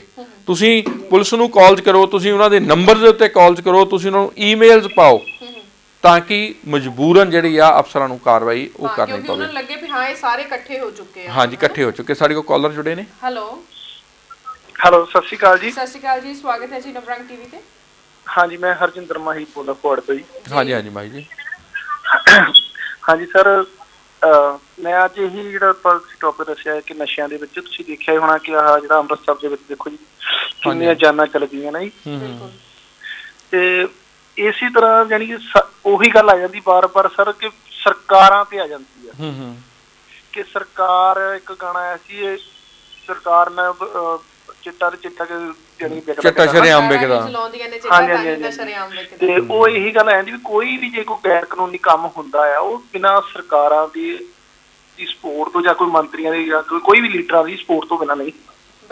ਬਿਲਕੁਲ। ਯਾਨੀ ਕਿ ਜਿੱਦਾਂ ਕਿ ਆਪਣਾ ਹਲਕਾ ਫਗਵਾੜਾ ਜੀ, ਆਪਣੇ ਫਗਵਾੜੇ ਹਲਕੇ ਦੇ ਵਿੱਚ ਜਿਹੜੇ ਸਾਡੇ ਮੋਹਤਵਰ ਕੋਈ ਲੀਡਰ ਆ ਉਹਨਾਂ ਨੂੰ ਚਾਹੀਦਾ ਕਿ ਜਿਹੜੀ ਸਾਡੇ ਪੁਲਿਸ ਪ੍ਰਸ਼ਾਸਨ ਆ ਉਹਨਾਂ ਨੂੰ ਸਾਫ਼ ਇੱਕੋ ਹੀ ਲਿਹਾਜ਼ ਦੇ ਵਿੱਚ ਗੱਲ ਕਹਿਣੀ ਚਾਹੀਦੀ ਆ ਕਿ ਜੋ ਸਾਡਾ ਸੰਵਿਧਾਨਿਕ ਤੌਰ ਤੇ ਜੋ ਕਿ ਰੂਲ ਆ ਉਹਨੂੰ ਫੋਲੋ ਕਰੋ, ਨਾ ਕਿ ਕਿਸੇ ਦੀ ਸਿਫਾਰਿਸ਼। ਜਿਹੜਾ ਬੰਦਾ ਗਲਤ ਆ ਉਹਨੂੰ ਗਲਤ ਹੀ ਗਿਣਿਆ ਜਾਵੇ, ਨਾ ਉਹਦੀ ਕੋਈ ਸਪੋਰਟ ਕਰੇ ਨਾ ਕੋਈ ਉਹਦੀ ਸਿਫਾਰਿਸ਼ ਕਰੇ। ਬਿਲਕੁਲ। ਤੇ ਕਿਉਂਕਿ ਦੇਖਿਆ ਜਾਂਦਾ ਹੈ ਕਿ ਜਦੋਂ ਵੀ ਕੋਈ ਆਪਾਂ ਬੰਦੇ ਨੂੰ ਕੋਈ ਗਲਤ ਬੰਦੇ ਨੂੰ ਪੁਲਿਸ ਵਾਲੇ ਫੜਦੇ ਆ ਤੇ ਉਸੇ ਟਾਈਮ ਉਹਦੇ ਜਿਹੜੇ ਆਕਾ ਆ ਜਾਂ ਲੀਡਰ ਆ ਉਹਨਾਂ ਦਾ ਫੋਨ ਚ ਸਿਫਾਰਿਸ਼ਾਂ ਚੱਲਣੀ ਸ਼ੁਰੂ ਹੋ ਜਾਂਦੀ। ਇਸੇ ਕਰਕੇ ਜਿਹੜੇ ਇਹ ਬੰਦੇ ਗਲਤ ਕੰਮ ਕਰਦੇ ਆ ਉਹਨਾਂ ਦੇ ਹੌਸਲੇ ਹੋਰ ਬੁਲੰਦ ਹੁੰਦੇ ਆ। ਬਿਲਕੁਲ। ਔਰ ਉਹਨਾਂ ਨੂੰ ਇਹ ਸਾਫ਼ ਪਤਾ ਲੱਗ ਜਾਂਦਾ ਕਿ ਚਲੋ ਜੀ ਸਾਡੇ ਤੇ ਪਰਚਾ ਹੋ ਗਿਆ ਜਾਂ ਸ਼ਰਾਬ ਦਾ ਪਰਚਾ ਹੋ ਗਿਆ, ਕੋਈ ਹੋ ਗਿਆ, ਜਾਣੀ ਕਿ ਉਹਦੇ ਤੋਂ ਪਹਿਲਾਂ ਪਰਚੇ ਹੋਣ ਤੋਂ ਪਹਿਲਾਂ ਉਹਦੀ ਆਪਣੀ ਸਿਫਾਰਿਸ਼ ਲਾ ਲੈਣੀ ਆ ਕਿ ਸਾਨੂੰ ਉਹ ਜਿਹੜੀ ਸਾਡੀ ਕਾਰਵਾਈ ਜਿਹੜੀ ਹੋਣੀ ਆ ਉਹ ਖਤਮ ਹੋ ਜਾਣੀ। ਬਿਲਕੁਲ। ਡਰ ਵੀ ਤਾਂ ਹੀ ਖਤਮ ਹੋਇਆ। ਅਸੀਂ ਆਪਾਂ ਬਹੁਤ ਸਾਰੇ ਦੇਖਿਆ ਵੀ ਅਸਰ ਕਿ ਕੋਈ ਬੰਦਾ, ਕਿਉਂਕਿ ਕਈ ਆਡੀਓ ਜਾਂ ਵੀਡੀਓ ਵੀ ਵਾਇਰਲ ਹੁੰਦੀਆਂ ਆ ਕਿ ਕਈ ਲੀਡਰਾਂ ਦੇ ਕੋਈ ਬੰਦਿਆਂ ਨੇ ਫੜਿਆ ਆ। ਇੱਕ ਪਿੱਛੇ ਜਿਹੇ ਕਈ ਆਡੀਓ ਆਈ ਸੀਗੀ, ਉਹ ਸਰਪੰਚ ਸਾਹਿਬ ਫੋਨ ਕਰਦੇ ਆ SHO ਨੂੰ, ਕਹਿੰਦੇ ਜੀ ਸਾਡੇ ਜੀ ਜਿਹੜੇ ਰੇਤਾ ਰੁੱਤਾ ਜਿਹੜਾ ਚੂਹਾਂ ਦੇ ਵਿੱਚੋਂ ਕੱਢਦੇ ਆ ਰਹੇ ਫਲਾਨਾ ਕੱਢਿਆ ਉਹ, ਤੇ ਉਹ ਜਿਹੜੇ SHO ਸਾਹਿਬ ਸੀ ਉਹ ਉਲਟਾ ਸਰਪੰਚ ਤੇ ਹੈਵੀ ਹੋ ਗਏ। ਹਾਂਜੀ ਬਿਲਕੁਲ। ਉਹ ਕਹਿੰਦੇ ਜੀ ਤੁਹਾਡੀ ਜ਼ਰੂਰਤ ਕਿੱਦਾਂ ਪਈ ਮੈਨੂੰ ਫੋਨ ਕਰਨ ਦੀ, ਦੱਸੋ ਜ਼ਰੂਰਤ ਕਿੱਦਾਂ ਪਈ ਮੈਨੂੰ ਇਸ ਟਾਈਮ ਫੋਨ ਕਰਨ ਦੀ। ਬੇਸ਼ੱਕ ਉਹ SHO ਬਾਅਦ ਸਸਪੈਂਡ ਹੋ ਗਿਆ, ਲੇਕਿਨ ਉਹ ਜੇ ਹਾਈਲਾਈਟ ਹੋਈ ਤਾਂ ਹੋਇਆ। ਅਸੀਂ ਵੀ ਤਾਂ ਇਹੀ ਕਹਿ ਰਹੇ ਹਾਂ ਕਿ ਜੇ ਤੁਸੀਂ ਕਾਲ ਕਰਕੇ ਦੱਸੋਗੇ ਕਿ ਸਾਡੇ ਏਰੀਆ ਵਿੱਚ ਨਸ਼ਾ ਵਿਕਦਾ, ਉਸ ਚੀਜ਼ ਨੂੰ ਹਾਈਲਾਈਟ ਕਰੋਗੇ ਤਾਂ ਹੀ ਤੁਸੀਂ ਉਸ ਤੋਂ ਬਚਾਅ ਜਿਹੜਾ ਆ ਕਰ ਸਕਦੇ ਹੋ। ਹਾਂਜੀ। ਹੁਣ ਦੇਖੋ ਜੀ ਬਸੋ ਸਾਹਿਬ, ਇੱਕ ਗੱਲ ਹੋਰ ਆ, ਜੇ ਲੋਕੀ ਕੋਈ ਫੋਨ ਕਰਕੇ ਜਾਨੀ ਕਿ ਕਿਸੇ ਨੂੰ ਦੱਸਦੇ ਆ, ਇਹਦਾ ਮਤਲਬ ਕਿ ਉਹ ਜੇ ਸਰਕਾਰ ਪਹਿਲਾਂ ਪੁਲਿਸ ਕੋ ਜਾਣ ਤੋਂ ਤਾਂ ਝਿਜਕਦੇ ਆ ਕਿ ਸਾਡੇ ਕੋਲ ਕੋਈ ਹੋਰੀ ਨਾ ਸਿਆਪਾ ਪੈ ਜਾਵੇ, ਸਾਡੀ ਦੁਸ਼ਮਣੀ ਨਾ ਪੈ ਜਾਵੇ ਨਾ। ਤੇ ਇਸ ਕਰਕੇ ਫਗਵਾੜੇ ਜਾਂ ਜਾਨੀ ਕਿ ਪੰਜਾਬ ਦੀ ਸਰਕਾਰ ਨੂੰ ਇਹ ਚਾਹੀਦਾ ਕਿ ਸਾਫ਼ ਕਹੇ ਵੀ ਜਿਹੜਾ ਬੰਦਾ ਸਾਨੂੰ ਇਨਫੋਰਮੇਸ਼ਨ ਦੇਵੇਗਾ ਉਹਨੂੰ ਜਗ ਜ਼ਾਹਿਰ ਨਹੀਂ ਕੀਤਾ ਜਾਊਗਾ ਤੇ ਉਹਦੇ ਤੇ ਜਿਹੜੀ ਬਣਦੀ ਕਾਰਵਾਈ ਆ ਉਹ ਪ੍ਰਸ਼ਾਸਨ ਨੂੰ ਕਰਨੀ ਹੀ ਪਏਗੀ। ਉਹਦੇ ਵਿੱਚ ਇਹ ਹੁੰਦਾ ਜੀ ਕਿ ਜੱਗ ਜ਼ਾਹਰ ਉਹਨੂੰ ਤਾਂ ਨਹੀਂ ਕਰਦੇ, ਲੇਕਿਨ ਜਿਹੜਾ ਵੇਚਦਾ ਹੁੰਦਾ ਉਹਨੂੰ ਦੱਸ ਦਿੰਦੇ ਭਾਈ ਤੇਰੀਆਂ ਸ਼ਿਕਾਇਤਾਂ ਹੋਣ ਲੱਗ ਪਈਆਂ, ਹਫ਼ਤੇ ਲਈ ਕੰਮ ਥੋੜਾ ਘਟਾ ਦੇ ਜਾਂ ਪਰਦੇ ਨਾ ਕਰ ਲਾ। ਹਾਂਜੀ। ਹੁਣ ਕਈ ਬੰਦਿਆਂ ਨੂੰ ਕਹਿੰਦੇ ਜੀ ਤੁਸੀਂ ਆਹ ਕੰਮ ਗਲਤ ਕਰਦੇ ਹੋ, ਲੇਕਿਨ ਉਹਨਾਂ ਨਾਲ ਕਈ ਲੋਕਾਂ ਦੇ ਜਿਹੜੇ ਕਈ ਅਫਸਰ ਆ ਉਹਨਾਂ ਦੇ ਨਾਲ ਜੀ ਉਹਨਾਂ ਦੀ ਸੈਟਿੰਗ ਹੋਈ ਹੁੰਦੀ ਆ ਤੇ ਬੰਦਾ ਕੀ ਕਰੇ ਉੱਥੇ। ਬਿਲਕੁਲ। ਬੰਦਾ ਤਾਂ ਆਪਣਾ ਫਰਜ਼ ਨਿਭਾ ਰਿਹਾ ਕਿ ਮੈਂ ਜਿਹੜਾ ਗਲਤ ਕੰਮ ਹੋ ਰਿਹਾ ਇਹਦੇ ਖਿਲਾਫ ਆਵਾਜ਼ ਚੱਕਣੀ। ਬਿਲਕੁਲ। ਉਹ ਬੰਦਾ ਆਪਣੀ ਡਿਊਟੀ ਵੀ ਨਿਭਾਉਂਦਾ ਹੈ, ਇੱਕ ਭਾਰਤੀ ਹੋਣ ਦਾ ਸਬੂਤ ਵੀ ਦਿੰਦਾ ਹੈ, ਲੇਕਿਨ ਬਾਅਦ ਚੋਂ ਉਹਨੂੰ ਪਰਿਵਾਰ ਦੀ ਟੈਨਸ਼ਨ ਪੈ ਜਾਂਦੀ ਹੈ ਕਿ ਮੇਰੇ ਜਿਹੜਾ ਪਰਿਵਾਰ ਹੈ ਜਿਹੜੀ ਮੇਰੀ ਦੁਸ਼ਮਣੀ ਪੈ ਗਈ ਆ ਤੇ ਇਹਦੇ ਚ ਮੇਰਾ ਨੁਕਸਾਨ ਬਹੁਤ ਹੈ। ਇਸ ਕਰਕੇ ਲੋਕੀ ਜਿਹੜਾ ਹੌਸਲਾ ਨਹੀਂ ਕਰਦੇ ਅੱਗੇ ਆਉਣ ਦਾ। ਬਿਲਕੁਲ। ਔਰ ਆਪਾਂ ਇੱਕ ਸ਼ਹਿਰੀ ਹੋਣ ਦੇ ਨਾਤੇ ਮੈਂ ਤੁਹਾਡੇ ਚੈਨਲ ਦੇ ਥਰੂ ਸਾਰਿਆਂ ਨੂੰ ਇਹ ਬੇਨਤੀ ਕਰਨੀ ਚਾਹੁੰਦਾ ਕਿ ਦੇਖੋ ਜਿਹੜਾ ਕਿਤੇ ਗਲਤ ਕੰਮ ਹੋ ਰਿਹਾ ਕਿਸੇ ਵੀ ਤਰ੍ਹਾਂ ਦਾ ਹੋਵੇ, ਚਾਹੇ ਸ਼ਰਾਬ ਦਾ ਹੋਵੇ ਚਾਹੇ ਕੋਈ ਹੋਰ ਕੰਮ ਵੀ ਹੁੰਦਾ ਹੋਵੇ ਗਲਤ ਆ, ਉਹਦੇ ਖਿਲਾਫ ਤੁਸੀਂ ਇੱਕ ਯਾਨੀ ਕਿ ਮੁਹਿੰਮ ਛੇੜੋ ਔਰ ਉਹਦੀ ਰਿਪੋਰਟ ਤੁਸੀਂ ਕਰੋ ਔਰ ਉਹ ਤੇ ਕਾਰਵਾਈ ਜੇ ਨਾ ਕਰੇ ਜਿਹੜੇ ਪ੍ਰਸ਼ਾਸਨ ਨਾ ਕਰੇ, ਜਿਹੜੇ ਮੰਤਰੀ ਸਾਡੇ ਜਿਹੜੇ ਮੋਹਤਵਾਰ ਆ ਉਹ ਜਵਾਬਦੇਹੀ ਹੋਣਗੇ। ਬਿਲਕੁਲ ਜੀ, ਠੀਕ ਹੈ ਜੀ, ਧੰਨਵਾਦ ਜੀ ਕਾਲ ਕਰਨ ਲਈ। ਹਾਂਜੀ, ਥੈਂਕ ਯੂ ਸਰ। ਹਾਂਜੀ ਠੀਕ ਹੈ ਜੀ। ਜਿੱਥੇ ਇਹਨਾਂ ਦੇ ਵੀ ਕਹਿਣ ਅਨੁਸਾਰ ਕਿ ਪ੍ਰਸ਼ਾਸਨ ਨੂੰ ਜਿਹੜੀ ਆ ਉੱਤੇ ਠੋਕ ਕਾਰਵਾਈ ਕਰਨੀ ਚਾਹੀਦੀ ਆ, ਮੰਤਰੀ ਸੰਤਰੀ ਜਿੰਨੇ ਵੀ ਹੈਗੇ ਆ ਪੋਲੀਟੀਕਲ ਲੀਡਰ ਉਹਨਾਂ ਨੂੰ ਵੀ ਕਾਰਵਾਈ ਕਰਨੀ ਚਾਹੀਦੀ ਆ, ਲੇਕਿਨ ਨਾਲ ਦੀ ਨਾਲ ਆਪਾਂ ਉਹਨਾਂ ਦੇ ਮੂੰਹ ਵੱਲ ਦੇਖੀ ਜੇ ਲਈ ਅਸੀਂ ਕੁਛ ਨਾ ਕਰੀਏ ਤਾਂ ਫਿਰ ਅਸੀਂ ਵੀ ਜਿਹੜੇ ਆ ਉਹ ਦੋਸ਼ੀ ਆ। ਮੈਂ ਇੱਕ ਗੱਲਾਂ ਇੱਕ ਦੋ ਕਰਨੀਆਂ ਚਾਹੁੰਦਾ ਸਾਂ ਜੀ ਮਨਪ੍ਰੀਤ ਕਿ ਮੈਂ ਕਿਸੇ ਕੋਈ ਬੰਦਾ ਸੀ ਕਿ ਜਿਹਦੀ 7-8 ਹਜ਼ਾਰ ਰੁਪਏ ਸੈਲਰੀ ਸੀ, ਮੈਂ ਦੇਖਣਾ ਕਿ ਰੋਜ਼ ਉਹ ਗਲਾਸੀ ਜਿਹੜਾ ਆ ਉਹ ਲਗਾ ਰਿਹਾ ਆ, ਸ਼ਰਾਬ ਪੀ ਰਿਹਾ ਆ। ਮੈਂ ਉਹਨੂੰ ਕਿਹਾ ਵੀ ਭਲਿਆ ਮਾਨ ਸਾਹਿਬ, ਮੈਨੂੰ ਲੱਗਦਾ ਕਿ 600-700 ਰੁਪਏ ਦੀ ਬੋਤਲ ਹੋਣੀ ਆ, ਤੂੰ ਰੋਜ਼ ਸ਼ਰਾਬ ਪੀਣਾ ਤੇ ਜਿੰਨੇ ਤੇਰੀ ਤਨਖਾਹ ਆ ਉਸ ਤੋਂ ਵੱਧ ਹੀ ਤਾਂ ਤੂੰ ਸ਼ਰਾਬ ਪੀਏ ਨਾ, ਤੇਰਾ ਪੁੱਗਦਾ ਕਿੱਥੋਂ ਆ? ਉਹ ਨਹੀਂ ਜੀ, ਕਹਿੰਦਾ 700-800 ਵਾਲੀ ਨਹੀਂ, ਆਪਾਂ ਨੂੰ 200 ਦੀ 150 ਦੀ ਕਹਿੰਦਾ ਇੱਥੋਂ ਹਰੇਕ ਗਲੀ ਮਹੱਲੇ ਮਿਲ ਜਾਂਦੀ ਹੈ। ਕਹਿੰਦਾ ਫੋਨ ਕਰੀਦਾ, ਮੁੰਡਾ ਸਕੂਟਰੀ ਤੇ ਆ ਕੇ ਦੇ ਜਾਂਦਾ। ਉਹੀ ਨਾ, ਮਤਲਬ ਚੇਂਜ ਮੁੰਡਾ ਯਾਨੀ ਕਿ ਜਿਹੜੀ ਇੱਥੇ ਹੀ ਨਹੀਂ ਕਿ ਸ਼ਰਾਬ ਕਿਸੇ ਥਾਂ ਦੇ ਉੱਤੇ ਵਿਕਦੀ ਆ, ਸ਼ਰਾਬ ਦੀਆਂ ਹੋਮ ਡਿਲੀਵਰੀ ਦੀਆਂ ਚੀਜ਼ਾਂ ਜਿਹੜੀਆਂ ਚੱਲਦੀਆਂ ਪਈਆਂ ਨੇ, ਫੋਨ ਨੰਬਰ ਨੇ, ਤੁਸੀਂ ਕਾਲ ਕਰੋ, ਉਹ ਤੁਹਾਡੇ ਘਰ ਆ ਕੇ ਸਕੂਟਰੀ ਦੇ ਉੱਤੇ ਆ ਕੇ ਫੜਾ ਜਾਂਦੇ ਨੇ, ਜਾਂ ਕਿਸੇ ਵੀ ਪਲੇਸ ਦੇ ਉੱਤੇ ਆ ਕੇ ਰੋਕ ਜਾਂਦੇ। ਤੁਸੀਂ ਆਪਣੀ ਉੱਥੋਂ ਬੋਤਲ ਆ ਜਾਂ ਜਿੰਨੀ ਵੀ ਫੜਨੀ ਆ ਉਹ ਫੜ ਲਿਆਓ। ਤੇ ਇੱਥੋਂ ਤੱਕ ਕਿ ਉਹਨਾਂ ਲੋਕਾਂ ਤੋਂ ਸ਼ਰਾਬ ਲੈਣ ਦੇ ਲਈ ਬਹੁਤ ਸਾਰੇ ਲੋਕ ਕਈ MC ਜਾਂ ਲੀਡਰਾਂ ਨੂੰ ਸਿਫਾਰਿਸ਼ ਕਰਦੇ ਆ ਕਿ ਤੁਹਾਡੇ ਮਹੱਲੇ ਦਾ ਫਲਾਨਾ ਬੰਦਾ ਵੇਚਦਾ ਆ, ਯਾਰ ਉਹਨੂੰ ਕਹਿ ਕੇ ਸਸਤੀ ਦਵਾ ਦੇਂ। ਇਹਦਾ ਮਤਲਬ ਕਿ ਉਹ ਜਿਹੜੇ ਲੀਡਰ ਨੇ, ਮੁਹੱਲਾ ਟਾਈਪ ਲੀਡਰ ਨੇ ਜਾਂ ਹੋਰ ਨੇ ਜਾਂ ਸ਼ਹਿਰ ਦੇ ਲੀਡਰ ਨੇ, ਉਹਨਾਂ ਨੂੰ ਪਤਾ ਹੁੰਦਾ ਕਿ ਕਿਹੜੇ ਕਿਹੜੇ ਬੰਦੇ ਜਿਹੜੇ ਆ ਉਹ ਸ਼ਰਾਬ ਵੇਚਦੇ ਆ। ਉਹਨਾਂ ਤੋਂ ਉਹਨਾਂ ਨੇ ਵੋਟਾਂ ਦੇ ਵਿੱਚ ਜਾਂ ਹੋਰ ਜਗ੍ਹਾ ਦੇ ਉੱਤੇ ਪੈਸੇ ਜਿਹੜੇ ਆ ਉਹ ਲਗਵਾਉਣੇ ਉਹ ਹੁੰਦੇ ਨੇ, ਹਨਾ। ਜਿਹੜੀ ਹੁਣੇ ਮਾਝੇ ਵਾਲੀ ਘਟਨਾ ਹੈਗੀ ਆ, ਇਹ ਸਾਡੇ ਲਈ ਇੱਕ ਕਹ ਲਓ ਅਲਰਟ ਆ। ਕੀ ਉਸ ਪਿੰਡ ਦੇ ਸਰਪੰਚ ਨੂੰ ਨਹੀਂ ਪਤਾ ਹੋਏਗਾ? ਕੀ ਉਸ ਪਿੰਡ ਦੇ ਜਿਹੜੇ ਹੋਰ ਲੀਡਰ ਨੇ ਜਾਂ ਉਸ ਏਰੀਆ ਦੇ ਹੋਰ ਲੀਡਰ ਨੇ ਉਹਨਾਂ ਨੂੰ ਨਹੀਂ ਪਤਾ ਹੋਏਗਾ ਕਿ ਇਹ ਬੰਦਾ ਸ਼ਰਾਬ ਵੇਚਦਾ ਜਾਂ ਕਿੱਦਾਂ? ਜੋ ਸਾਰਿਆਂ ਨੂੰ ਪਤਾ ਸੀ, ਲੋਕੀ ਲੈਣ ਆਉਂਦੇ, ਉਹਨਾਂ ਨੂੰ ਕਿਹੜਾ ਵੀ ਇੱਕ ਦਿਨ ਪੀਤੀ ਆ, ਉਹ ਲਗਾਤਾਰ ਪੀ ਰਿਹਾ ਸੀ। ਹਾਂ, ਆਦੀ ਸੀਗੇ ਉਹ। ਤੇ ਦੇਖੋ ਸਰ, ਇੱਕ ਇਹ ਵੀ ਗੱਲ ਨੋਟ ਕਰਨ ਵਾਲੀ ਹੈ, ਜਦੋਂ ਸਾਨੂੰ ਪਤਾ ਹੈ ਕਿ 61 ਮੌਤਾਂ ਜਿਹੜੀਆਂ ਟੋਟਲ ਹੁਣ ਤੱਕ ਹੋ ਚੁੱਕੀਆਂ, ਜਿਹੜੀ ਨਿਊਜ਼ ਦੇ ਵਿੱਚ ਦੱਸਿਆ ਗਿਆ ਕਿ 8 ਬੰਦੇ ਜਿਹੜੇ ਗ੍ਰਿਫਤਾਰ ਕੀਤੇ ਗਏ ਨੇ, ਪਰ ਉਹਨਾਂ ਦੇ ਨਾਮ ਨਹੀਂ ਦੱਸੇ ਗਏ। ਨਹੀਂ, ਨਾਮ ਨਹੀਂ ਦੱਸਣ ਦੀ ਗੱਲ, ਨਾਮ ਤਾਂ ਦੱਸ ਹੋ ਜਾਣਗੇ, ਉਹ ਨਹੀਂ ਕੋਈ ਇਸ਼ੂ ਹੈਗਾ। ਇੱਕ ਤਾਂ ਉਹੀ ਜਿਹੜੀ ਪਟਿਆਂ ਵਾਲੀ ਬੀਬੀ ਸੀ, ਉਹਨੂੰ ਵੀ ਅਰੈਸਟ ਕਰ ਲਿਆ ਗਿਆ ਆ। ਉਸ ਤੋਂ ਇਲਾਵਾ ਜਿਹੜੇ ਹੋਰ ਅਲੱਗ-ਅਲੱਗ ਏਰੀਆ ਦੇ ਵਿੱਚ ਜਿਹੜੇ ਆ, ਇਹਨਾਂ ਨੇ ਟੀਮਾਂ ਬਣਾਤੀਆਂ ਗਈਆਂ ਨੇ। ਬਹੁਤ ਸਖਤੀ ਹੋਣੀ ਆ, ਬਚਨੇ ਨਹੀਂ ਉਹਨਾਂ ਨੇ। ਬਹੁਤ ਸਾਰੇ ਬੰਦੇ ਚੱਕ ਹੋ ਜਾਣੇ ਜਿਨ੍ਹਾਂ ਦੀ ਅਪਰੋਚ ਪ੍ਰੋਪਰ ਨਹੀਂ ਹੋਣੀ, ਉਹਨਾਂ ਨੇ ਚੱਕ ਹੋ ਜਾਣਾ, ਉਹਨਾਂ ਦੇ ਉੱਤੇ ਕਾਰਵਾਈ ਵੀ ਹੋਣੀ ਆ। ਲੇਕਿਨ ਉਹਨਾਂ ਦੇ ਚੇਲੇ ਨਵੇਂ ਜੰਮ ਪੈਣਗੇ, ਉਹਨਾਂ ਨੂੰ ਕੌਣ ਫੜੇਗਾ? ਮਤਲਬ ਜਿਹੜੀ ਤਾਂ ਚੱਲਦੀ ਆ ਉਹ ਬਚ ਜਾਊਗਾ। ਹਾਂ, ਬਚੇਗਾ। ਜੇ ਨਹੀਂ ਵੀ ਬਚਦਾ, ਜੇ ਹੁਣ ਉਹ ਫੜ ਵੀ ਹੋ ਜਾਂਦਾ, ਬਾਅਦ ਵਿੱਚ ਬਾਹਰ ਆ ਜਾਏਗਾ, ਕੋਈ ਸਬੂਤ ਨਹੀਂ ਮਿਲਣੇ। ਅੱਛਾ, ਜੇ ਸਬੂਤ ਮਿਲਦੇ ਆ, ਉਹਨਾਂ ਦੇ ਕਹਾ ਚੇਲੇ ਦੁਬਾਰਾ ਕੰਮ ਸ਼ੁਰੂ ਕਰ ਲੈਣਗੇ, ਉਹਨਾਂ ਦੇ ਬੱਚੇ ਸ਼ੁਰੂ ਕਰ ਲੈਣਗੇ। ਆਪਾਂ ਇੱਕ ਐਗਜ਼ਾਮਪਲ ਜਿਹੜੀ ਆ ਉਹ ਇਹ ਸੈੱਟ ਕਰੀਏ ਕਿ ਜਿਹੜਾ ਆ ਚੋਰ ਆ ਨਾ, ਜੇ ਚੋਰ ਦੇ ਉੱਤੇ ਐਗਜ਼ਾਮਪਲ ਸੈੱਟ ਕਰੀਏ ਤੇ ਗਾਹਾਂ ਕੋਈ ਚੋਰ ਬਣ ਨਾ ਸਕੇ, ਕੋਈ ਜਿਹੜਾ ਤਸਕਰ ਆ ਉਹ ਬਣ ਨਾ ਸਕੇ। ਉਸ ਚੀਜ਼ ਨੂੰ ਸਾਨੂੰ ਜਿਹੜੀ ਆ ਉਹ ਇੱਕ ਐਗਜ਼ਾਮਪਲ ਸੈੱਟ ਕਰਨ ਦੀ ਲੋੜ ਆ। ਅੱਜ ਕੋਈ ਵੀ ਕਿਸੇ ਵੀ ਜਗ੍ਹਾ ਦੇ ਉੱਤੇ ਤੁਸੀਂ ਦੇਖਿਆ ਹੋਣਾ, ਅਖਬਾਰਾਂ ਵਿੱਚ ਆਪਾਂ ਖਬਰ ਪੜ੍ਹਦੇ ਆ, ਸਾਡੇ ਚੈਨਲਾਂ ਦੇ ਉੱਤੇ ਦੇਖਦੇ ਹੋ, ਸਾਡਾ ਇੱਕੋ ਹੀ ਕੁਐਸਚਨ ਹੁੰਦਾ ਪੁਲਿਸ ਅਫਸਰ ਨੂੰ ਕਿ ਤੁਸੀਂ ਇਹ ਨਸ਼ਾ ਫੜ ਲਿਆ, ਇਹ ਆਇਆ ਕਿੱਥੋਂ ਸੀ? ਇਹਦੀ ਜਾਂਚ ਚੱਲ ਰਹੀ ਆ। ਉਹ ਕੇਸ ਬਣ ਜਾਂਦਾ, ਬੰਦਾ ਅਰੈਸਟ ਹੋ ਗਿਆ, ਸਭ ਕੁਝ ਹੋ ਗਿਆ, ਭਾਵੇਂ ਮਹੀਨੇ ਬਾਅਦ ਪੁੱਛ ਲਓ, ਉਹਦੀ ਜਾਂਚ ਚੱਲ ਰਹੀ ਆ। ਕੀ ਤੁਹਾਨੂੰ ਪਤਾ ਹੀ ਨਹੀਂ ਉਹ ਆਇਆ ਕਿੱਥੋਂ ਆ? ਰਿਮਾਂਡ ਵੀ ਲੈ ਲਿਆ, ਰਿਮਾਂਡ ਖਤਮ ਹੋ ਗਿਆ, ਔਰ ਅੱਜ ਤੱਕ ਕਿਹੜੇ ਕੇਸ ਦੇ ਵਿੱਚ ਉਸ ਤੋਂ ਪਿਛਲਾ ਬੰਦਾ ਫੜਿਆ ਗਿਆ? ਕਿੱਥੇ ਚੇਨ ਤੋਰੀ ਗਈ ਹੈ? ਜਿਹੜਾ ਮਰਜ਼ੀ ਕੇਸ ਛੋਟਾ ਵੀ ਅਗਰ ਤੁਸੀਂ ਲੈ ਲਓਗੇ, ਅਗਰ ਉੱਥੇ ਉਹਦੀ ਚੇਨ ਨੂੰ ਪ੍ਰੋਪਰ ਚਲਾਇਆ ਜਾਵੇ ਤਾਂ ਉਹ ਐਂਡ ਦੇ ਵਿੱਚ ਜਿਹੜੀ ਹੈ ਹੈੱਡਕੁਆਟਰ ਤੱਕ ਪਹੁੰਚਣੀ ਹੀ ਪਹੁੰਚਣੀ ਆ, ਅਗਰ ਉਹਦੇ ਤੇ ਕਾਰਵਾਈ ਕੀਤੀ ਜਾਵੇ। ਇਹਦਾ ਮਤਲਬ ਉੱਤੇ ਕਾਰਵਾਈ ਨਹੀਂ ਹੁੰਦੀ। ਉਹ ਨਹੀਂ ਦੇਖਿਆ ਜਾਂਦਾ ਕਿ ਜੇ ਕਿਤੇ ਇੱਕ ਜਗ੍ਹਾ ਦੇ ਉੱਤੇ ਇੱਕ ਟੈਂਪੂ ਸ਼ਰਾਬ ਦਾ ਫੜ ਲਿਆ ਜਾਂਦਾ, ਉਹ ਆਇਆ ਕਿਹੜੀ ਫੈਕਟਰੀ ਚੋਂ ਆ, ਕਿੱਥੋਂ 2 ਨੰਬਰ ਦਾ ਨਿਕਲ ਕੇ ਆਇਆ, ਉਸ ਸ਼ਰਾਬ ਦੀ ਫੈਕਟਰੀ ਦਾ ਕਿਉਂ ਨਹੀਂ ਪਹੁੰਚਿਆ ਜਾਂਦਾ? ਉਹ ਗਈ ਕਿੱਥੇ? ਹਨਾ? ਨਹੀਂ, ਚਲੋ ਜਿਹੜੀ ਉਹ ਤਾਂ ਹੋ ਗਈ, ਕੋਰਟ ਦੇ ਵਿੱਚ ਲੱਗ ਗਈ। ਜਿਹੜੀ ਪਿੱਛੋਂ ਕਿੱਥੋਂ ਆਈ ਆ, ਉਹਦਾ ਮਾਈ ਬਾਪ ਕੌਣ ਸੀ, ਸਪਲਾਇਰ ਕੌਣ ਸੀ? ਜਦ ਕਿ ਨਾਲ ਕਿਹਾ ਜਾਂਦਾ ਕਿ 4 ਬੰਦੇ ਕਾਬੂ ਜਿਹੜੇ ਹੁੰਦੇ ਉਹ ਦੱਸਦੇ ਨਹੀਂ ਕਿ ਅਸੀਂ ਕਿੱਥੋਂ ਲੈ ਕੇ ਆ ਰਹੇ ਸੀ, ਕਿ ਕਿੱਥੇ ਜਾ ਰਹੇ ਸੀ, ਹਨਾ। ਤੇ ਆਪਾਂ ਜਿੱਦਾਂ ਇਹਦਾ ਟਾਈਮ ਵੱਧਦਾ ਪਿਆ, ਆਪਾਂ ਹਜੇ ਐਜੂਕੇਸ਼ਨ, ਮੈਨੂੰ ਲੱਗਦਾ ਕਿ ਮੈਂ ਵੀ ਜ਼ਿਆਦਾ ਅਗਰੈਸਿਵ ਹੋ ਕੇ ਇਸ ਚੀਜ਼ ਉੱਤੇ, ਮੈਂ ਦਿਲੋਂ ਜਿਹੜਾ ਆ ਇਹ ਚੀਜ਼ ਉੱਤੇ ਮੁੱਦਾ ਉਠਾ ਰਿਹਾ ਆ, ਤੇ ਵੀ ਤਾਂ ਕਿ ਦਰਸ਼ਕ ਆ ਕੇ ਸਾਨੂੰ ਗੱਲ ਕਰਨ, ਦੱਸਣ ਕਿ ਵੀ ਅਸਲੀਅਤ ਕੀ ਆ। ਲੇਕਿਨ ਉਹ ਜਿਹੜੇ ਕਾਲ ਕਰਨ ਤੋਂ ਵੀ ਡਰਦੇ ਆ। ਹਾਂ, ਤੇ ਆਪਾਂ ਐਜੂਕੇਸ਼ਨ ਪਾਲਿਸੀ ਦੀ ਜਿਹੜੀ ਆ ਉਹ ਉਸ ਦੇ ਵੱਲ ਵੀ ਹਜੇ ਜਾਣਾ ਆ। ਹਾਂਜੀ, ਨਹੀਂ, ਉਸ ਤੋਂ ਪਹਿਲਾਂ ਸਰ ਇੱਕ ਗੱਲ ਮੈਂ ਆਪਣੇ ਤੌਰ ਤੇ, ਜੇ ਤੁਸੀਂ ਕਹਿੰਦੇ ਕਿ ਮੈਂ ਥੋੜਾ ਤੱਤਾ ਹੋ ਗਿਆ ਹੈ ਨਾ, ਕਹਿਣ ਦਾ ਭਾਵ ਕਿ ਮੈਂ ਫੀਲ ਕੀਤਾ ਵੀ ਹਾਂ, ਦੁੱਖ ਨੂੰ ਫੀਲ ਕੀਤਾ ਵੀ ਸਟਾਪ ਹੋਣਾ ਚਾਹੀਦਾ ਨਾ। ਅਸੀਂ ਜ਼ਿਆਦਾਤਰ ਅਸੀਂ ਦੇਖੋ ਬਾਹਰ ਵਾਲੀਆਂ ਕੰਟਰੀਆਂ ਨੂੰ ਬੜਾ ਫੋਲੋ ਕਰਦੇ ਹਾਂ, ਉੱਥੇ ਇਦਾਂ ਹੋ ਰਿਹਾ ਜੀ, ਅਸੀਂ ਉੱਥੇ ਇਦਾਂ ਹੁੰਦਾ, ਸਾਡੇ ਇੱਥੇ ਇਦਾਂ ਨਹੀਂ ਹੁੰਦਾ। ਪਰ ਇੱਕ ਗੱਲ ਇਹ ਵੀ ਪੱਲੇ ਬੰਨਣ ਵਾਲੀ ਕਿ ਉੱਥੇ ਸਖਤੀ ਵੀ ਬਹੁਤ ਹੈ। ਸਖਤੀ ਬਹੁਤ ਹੈ। ਅਸੀਂ ਉੱਥੇ ਉਹਨਾਂ ਦੇ ਘਰ ਤੱਕ ਹਰ ਚੀਜ਼ ਜਿਹੜੀ ਹੈ ਜ਼ਬਤ ਕਰ ਲਈ ਜਾਂਦੀ ਆ, ਜ਼ਬਤ ਕਰ ਲਈ ਜਾਂਦੀ। ਜੇਕਰ ਅਸੀਂ ਬਾਕੀ ਗੱਲਾਂ ਤੇ ਉਹਨਾਂ ਨੂੰ ਫੋਲੋ ਕਰਦੇ ਹਾਂ ਤਾਂ ਅਸੀਂ ਇਹਨਾਂ ਰੂਲਸ ਨੂੰ ਤੇ ਇਹ ਜਿਹੜਾ ਡਰ ਆ ਪੁਲਿਸ ਦਾ, ਉਹ ਵੀ ਅਸੀਂ ਬਣਾ ਕੇ ਰੱਖੀਏ। ਪਰ ਉਹ ਤਾਂ ਹੀ ਬਣਨਾ ਜੇਕਰ ਸਾਡੀ ਪੁਲਿਸ ਡਰਾਊਗੀ। ਬਿਲਕੁਲ ਸਹੀ ਗੱਲ ਹੈ। ਮਤਲਬ ਉਸ ਤਰੀਕੇ ਨਾਲ, ਜਿਹੜੇ ਤਰੀਕੇ ਨਾਲ ਅਸੀਂ ਕਹਿ ਰਹੇ ਹਾਂ, ਮਤਲਬ ਕਿ ਕਿਸੇ ਨੇ ਕੋਈ ਇਦਾਂ ਦਾ ਗਲਤ ਕੰਮ ਕਰਨਾ, ਉਹਨੂੰ ਡਰ ਹੋਵੇ, ਡਰ ਹੋਣਾ ਚਾਹੀਦਾ। ਬਿਲਕੁਲ ਸਹੀ ਗੱਲ ਹੈ ਜੀ।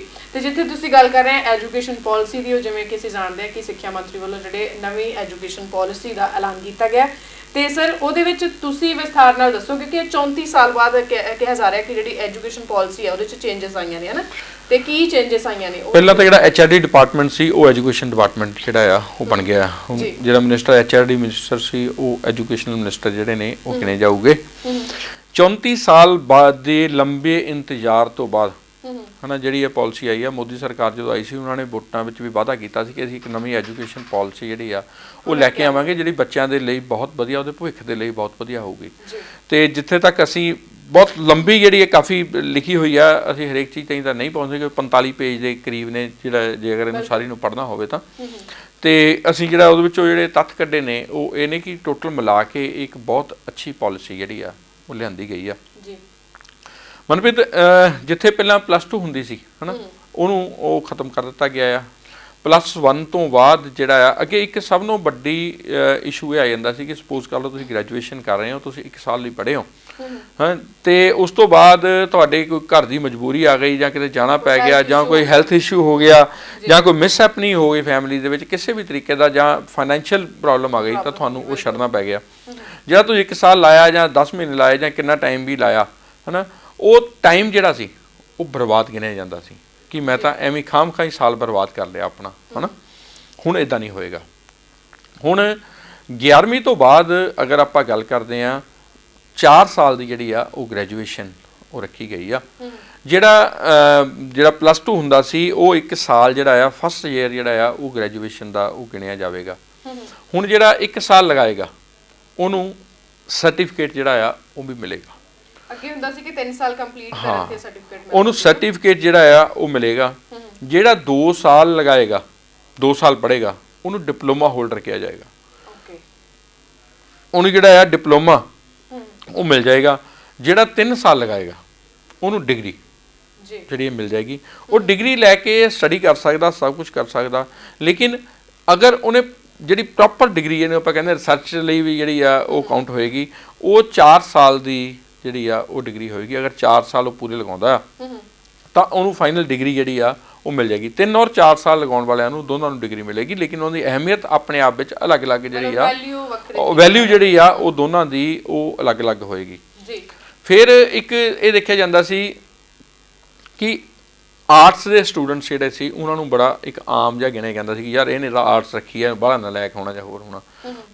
ਤੇ ਜਿਹੜੇ ਸਾਇੰਸ ਜਾਂ ਹੋਰ ਵਿਸ਼ੇ ਹੁੰਦੇ ਉਹਨਾਂ ਦੇ ਜਿਹੜੇ ਆ ਸਬਜੈਕਟ ਆ ਉਹ ਅਲੱਗ ਹੁੰਦੇ ਸੀ। ਹੁਣ ਇਹ ਹੈ ਕਿ ਸਾਇੰਸ ਵਾਲਾ ਅਗਰ ਆਪਣੀ ਹੌਬੀ ਕੋਈ ਨਾਲ ਮਿਊਜ਼ਿਕ ਰੱਖਣਾ ਚਾਹੁੰਦਾ ਜਾਂ ਹੋਰ ਕੋਈ ਰੱਖਣਾ ਚਾਹੁੰਦਾ, ਉਹ ਆਪਣੀ ਹੌਬੀ ਨਾਲ ਰੱਖਣਾ ਚਾਹੁੰਦਾ, ਉਹਨੂੰ ਨਾਲ ਦੀ ਨਾਲ ਕੈਰੀ ਕਰ ਸਕਦਾ।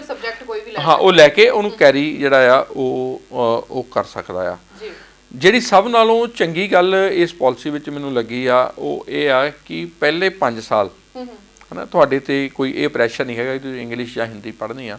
ਤੁਸੀਂ ਆਪਣੀ ਜਿਹੜੀ ਮਾਤ ਭਾਸ਼ਾ ਆ, ਜਿਹੜੀ ਆਪਣੀ ਕਹਿ ਲਓ ਕਿ ਜੇ ਪੰਜਾਬੀ ਆਪਣੀ ਜਿਹੜੀ ਮਾਤ ਭਾਸ਼ਾ ਸਾਡੀ, ਅਗਰ ਅਸੀਂ ਪੰਜਾਬ ਦੀ ਗੱਲ ਕਰਦੇ ਹਾਂ ਤਾਂ ਪਹਿਲੇ 5 ਸਾਲ ਜਿਹੜੇ ਆ ਉਸ ਅਸੀਂ ਪੰਜਾਬੀ ਦੇ ਵਿੱਚ ਜਿਹੜਾ ਆ ਉਹ ਪੜ੍ਹਾਂਗੇ। ਠੀਕ ਹੈ। ਤੇ ਜੇ ਕਿਸੇ ਦੀ ਕੋਈ ਹੋਰ ਮਾਤ ਭਾਸ਼ਾ ਹੈ, ਜੇ ਕਿ ਸਪੋਜ਼ ਕਰ ਲਓ ਕੋਈ ਰਾਜਸਥਾਨ ਰਹਿੰਦਾ ਜਾਂ ਕੋਈ ਮਹਾਰਾਸ਼ਟਰ 'ਚ ਰਹਿੰਦਾ, ਉਹ ਆਪਣੀ ਭਾਸ਼ਾ ਦੇ ਵਿੱਚ ਜਿਹੜੇ ਆ ਉਹ ਪਹਿਲੇ 5 ਸਾਲ ਉਹ ਪੜ੍ਹੇਗਾ ਤਾਂ ਕਿ ਉਹਨੂੰ ਨੌਲੇਜ ਜਿਹੜੀ ਆ ਉਹ ਪੂਰੀ ਹੋ ਜਾਏਗੀ ਹਨਾ। ਉਹ ਜਿਹੜਾ 5 ਸਾਲ ਪਹਿਲੇ ਪੜ੍ਹ ਗਿਆ ਉਹ ਸਾਰੀ ਉਮਰ ਜਿਹੜਾ ਆ ਆਪਣੀ ਮਾਤ ਭਾਸ਼ਾ ਨੂੰ ਜਿਹੜਾ ਆ ਉਹ ਭੁੱਲ ਨਹੀਂ ਸਕੇਗਾ। ਉਸ ਤੋਂ ਬਾਅਦ ਜਿਹੜੀਆਂ ਆ ਬਾਕੀ ਇੰਗਲਿਸ਼ ਜਾਂ ਹੋਰ ਜਿਹੜੇ ਆ ਸਾਰੇ ਸਬਜੈਕਟ ਜਿਹੜੇ ਆ ਉਹ ਸ਼ੁਰੂ ਜਿਹੜੇ ਆ ਉਹ ਹੋਣਗੇ। ਤੇ 1992 ਵਿੱਚ ਵੀ ਥੋੜ੍ਹੇ ਚੇਂਜਸ ਕੀਤੇ ਗਏ ਸੀ ਇਹਦੇ ਵਿੱਚ, ਲੇਕਿਨ ਪ੍ਰੋਪਰ ਪਾਲਿਸੀ ਚੇਂਜ ਜਿਹੜੀ ਆ ਉਹ ਹੁਣ ਜਾ ਕੇ ਉਹ ਕੀਤੀ ਗਈ ਆ। ਬਹੁਤ ਸਾਰੇ ਚੇਂਜਸ ਜਿਹੜੇ ਨੇ ਮਨਪ੍ਰੀਤ ਇੱਥੇ ਉਹ ਕਾਲਜਸ ਦੇ ਵਿੱਚ ਬੱਚਿਆਂ ਦੇ ਪੜ੍ਹਾਈ ਦੇ ਵਿੱਚ ਜਿਹੜੇ ਆ ਉਹ ਆਉਣਗੇ ਹਨਾ। ਹੁਣ ਜਿਹੜੇ ਬੱਚੇ ਇਸ ਸਾਲ +2 ਵਿੱਚ ਹੋਏ ਨੇ ਜਾਂ +2 ਦੇ ਜਿਨ੍ਹਾਂ ਨੇ ਐਗਜ਼ਾਮ ਦਿੱਤੇ ਨੇ, ਉਹਨਾਂ ਦੇ ਲਈ ਜਿਹੜੀ ਕਲੈਰਿਟੀ ਆ ਆਉਣ ਵਾਲੇ 1-2 ਦਿਨਾਂ ਦੇ ਵਿੱਚ ਜਿਹੜੀ ਆ ਉਹ ਸਾਡੇ ਤੱਕ ਉਹ ਪ੍ਰੋਪਰ ਆ ਜਾਏਗੀ ਕਿ ਉਹਨਾਂ ਦਾ ਫਿਊਚਰ ਕਿਸ ਤਰੀਕੇ ਨਾਲ ਹੋਏਗਾ। ਕਿ ਜਿਹੜਾ ਉਹਨਾਂ ਨੇ +2 ਹੁਣੇ ਕੀਤੀ ਆ, ਕਿ ਉਹਨਾਂ ਦਾ ਫਸਟ ਈਅਰ ਗਿਣਿਆ ਜਾਏਗਾ ਗ੍ਰੈਜੂਏਸ਼ਨ ਦਾ, ਕਿ ਉਹਨਾਂ ਨੂੰ 3 ਸਾਲ ਦਾ ਕੋਰਸ ਕਰਨਾ ਪਏਗਾ ਜਾਂ ਉਹਨਾਂ ਨੂੰ ਵੀ 4 ਸਾਲ ਦਾ ਕਰਨਾ ਪਏਗਾ। ਇਹ ਜਿਹੜੀ ਆ ਇਹ ਕੁਝ ਅਹਿਮ ਗੱਲਾਂ ਨੇ। ਜਾਂ ਹੁਣ ਬੱਚੇ ਜਿਹੜੇ ਇਸ ਟਾਈਮ +2 ਦੇ ਵਿੱਚ ਨੇ ਹਨਾ, +1 ਪਾਸ ਕਰ ਕਹਿਣ ਦਾ ਮਤਲਬ ਕਿ ਜਿਹੜੇ ਜਿਨ੍ਹਾਂ ਨੂੰ ਹੁਣ ਇਹ ਆ ਕਿ ਚਲੋ ਅਸੀਂ ਕਰ ਚੁੱਕੇ ਹਾਂ +2 ਉਹ ਵੇਟ ਦੇ ਵਿੱਚ ਆ ਕਿ ਅਸੀਂ ਸਾਡੇ ਲਈ ਕੀ ਆ ਨਵਾਂ ਹਨਾ ਕਿ ਅਸੀਂ ਫਸਟ ਈਅਰ ਦੇ ਵਿੱਚ ਜਿਹੜਾ ਐਡਮਿਸ਼ਨ ਲੈਣੀ ਹੈ ਕਿ ਅਸੀਂ +2 ਹੀ ਪਾਸ ਮੰਨੇ ਜਾਵਾਂਗੇ ਉਹਦਾ ਜਿਹੜਾ ਰਿਜ਼ਲਟ ਆ ਉਹ ਥੋੜੇ ਦਿਨਾਂ ਤੱਕ ਆਪਾਂ ਨੂੰ ਮਤਲਬ ਰਿਜ਼ਲਟ ਨਹੀਂ ਉਹਦੇ ਵਿੱਚ ਦੇਖੋ ਕਿ ਜਿਹੜੀ ਉਹਦੇ ਤੇ ਹਜੇ ਬਹੁਤ ਸਾਰੀਆਂ ਜਿਹੜੀਆਂ ਐਡਵਾਈਸ ਨੇ ਉਹ ਐਜੂਕੇਸ਼ਨਲ ਜਿਹੜੀਆਂ ਡਿਪਾਰਟਮੈਂਟ ਉਹਨਾਂ ਤੋਂ ਲਈਆਂ ਜਾ ਰਹੀਆਂ ਨੇ ਜਾਂ ਜਿਹੜੇ ਐਕਸਪਰਟ ਨੇ ਉਹਨਾਂ ਤੋਂ ਲਈਆਂ ਜਾ ਰਹੀਆਂ ਨੇ ਉਹਦੇ ਵਿੱਚ ਹੋ ਸਕਦਾ ਹੈ ਕੁਛ ਨਾ ਕੁਛ ਚੇਂਜਸ ਕਰਕੇ ਜਿੱਥੇ ਕੋਈ ਵੀ ਲੱਗੇਗਾ ਇਹ ਵਿੱਚ ਕਮੀ ਰਹਿ ਗਈ ਆ ਉਹਨੂੰ ਦੂਰ ਕੀਤਾ ਜਾਵੇਗਾ ਕਿਸੇ ਬੱਚੇ ਦਾ ਕੋਈ ਸਾਲ ਬਰਬਾਦ ਨਾ ਹੋਵੇ ਇਸ ਚੀਜ਼ ਦੇ ਉੱਤੇ ਸਪੈਸ਼ਲ ਖਿਆਲ ਜਿਹੜਾ ਆ ਉਹ ਵੀ ਰੱਖਿਆ ਜਾਵੇਗਾ ਉਸ ਤੋਂ ਬਾਅਦ ਇਹ ਸਿਰਫ ਆਉਣ ਵਾਲੇ ਸਮੇਂ ਦੇ ਵਿੱਚ ਹੈ ਕਿ ਜਿਨ੍ਹਾਂ ਨੇ ਪਹਿਲਾਂ ਕਰ ਵੀ ਚੁੱਕੇ ਆ ਜਿਹੜੇ ਉਹਨਾਂ ਦੇ ਲਈ ਨਹੀਂ ਇਹ ਜਦੋਂ ਤੋਂ ਹਜੇ ਲਾਗੂ ਨਹੀਂ ਹੋਈ ਇਹ ਹਜੇ ਨੋਟੀਫਿਕੇਸ਼ਨ ਜਿੱਦਣ ਇਹਦਾ ਹੋਏਗਾ ਹਜੇ ਇਹਨੂੰ ਲੋਕ ਸਭਾ 'ਚ ਪਾਸ ਕਰਕੇ ਇਹਨੂੰ ਪਾਸ ਕਰਵਾਇਆ ਜਾਏਗਾ ਫਿਰ ਇਹ ਨੋਟੀਫਿਕੇਸ਼ਨ ਜਿੱਦਣ ਹੋਏਗਾ ਉਸ ਤੋਂ ਬਾਅਦ ਦੱਸਿਆ ਜਾਵੇਗਾ ਕਿ ਕਦੋਂ ਤੋਂ ਇਹ ਜਿਹੜੀ ਹੈ ਸ਼ੁਰੂ ਹੋਣੀ ਹੋ ਸਕਦਾ ਇਸ ਸਾਲ ਵਿੱਚ ਨਾ ਸ਼ੁਰੂ ਕਰਨ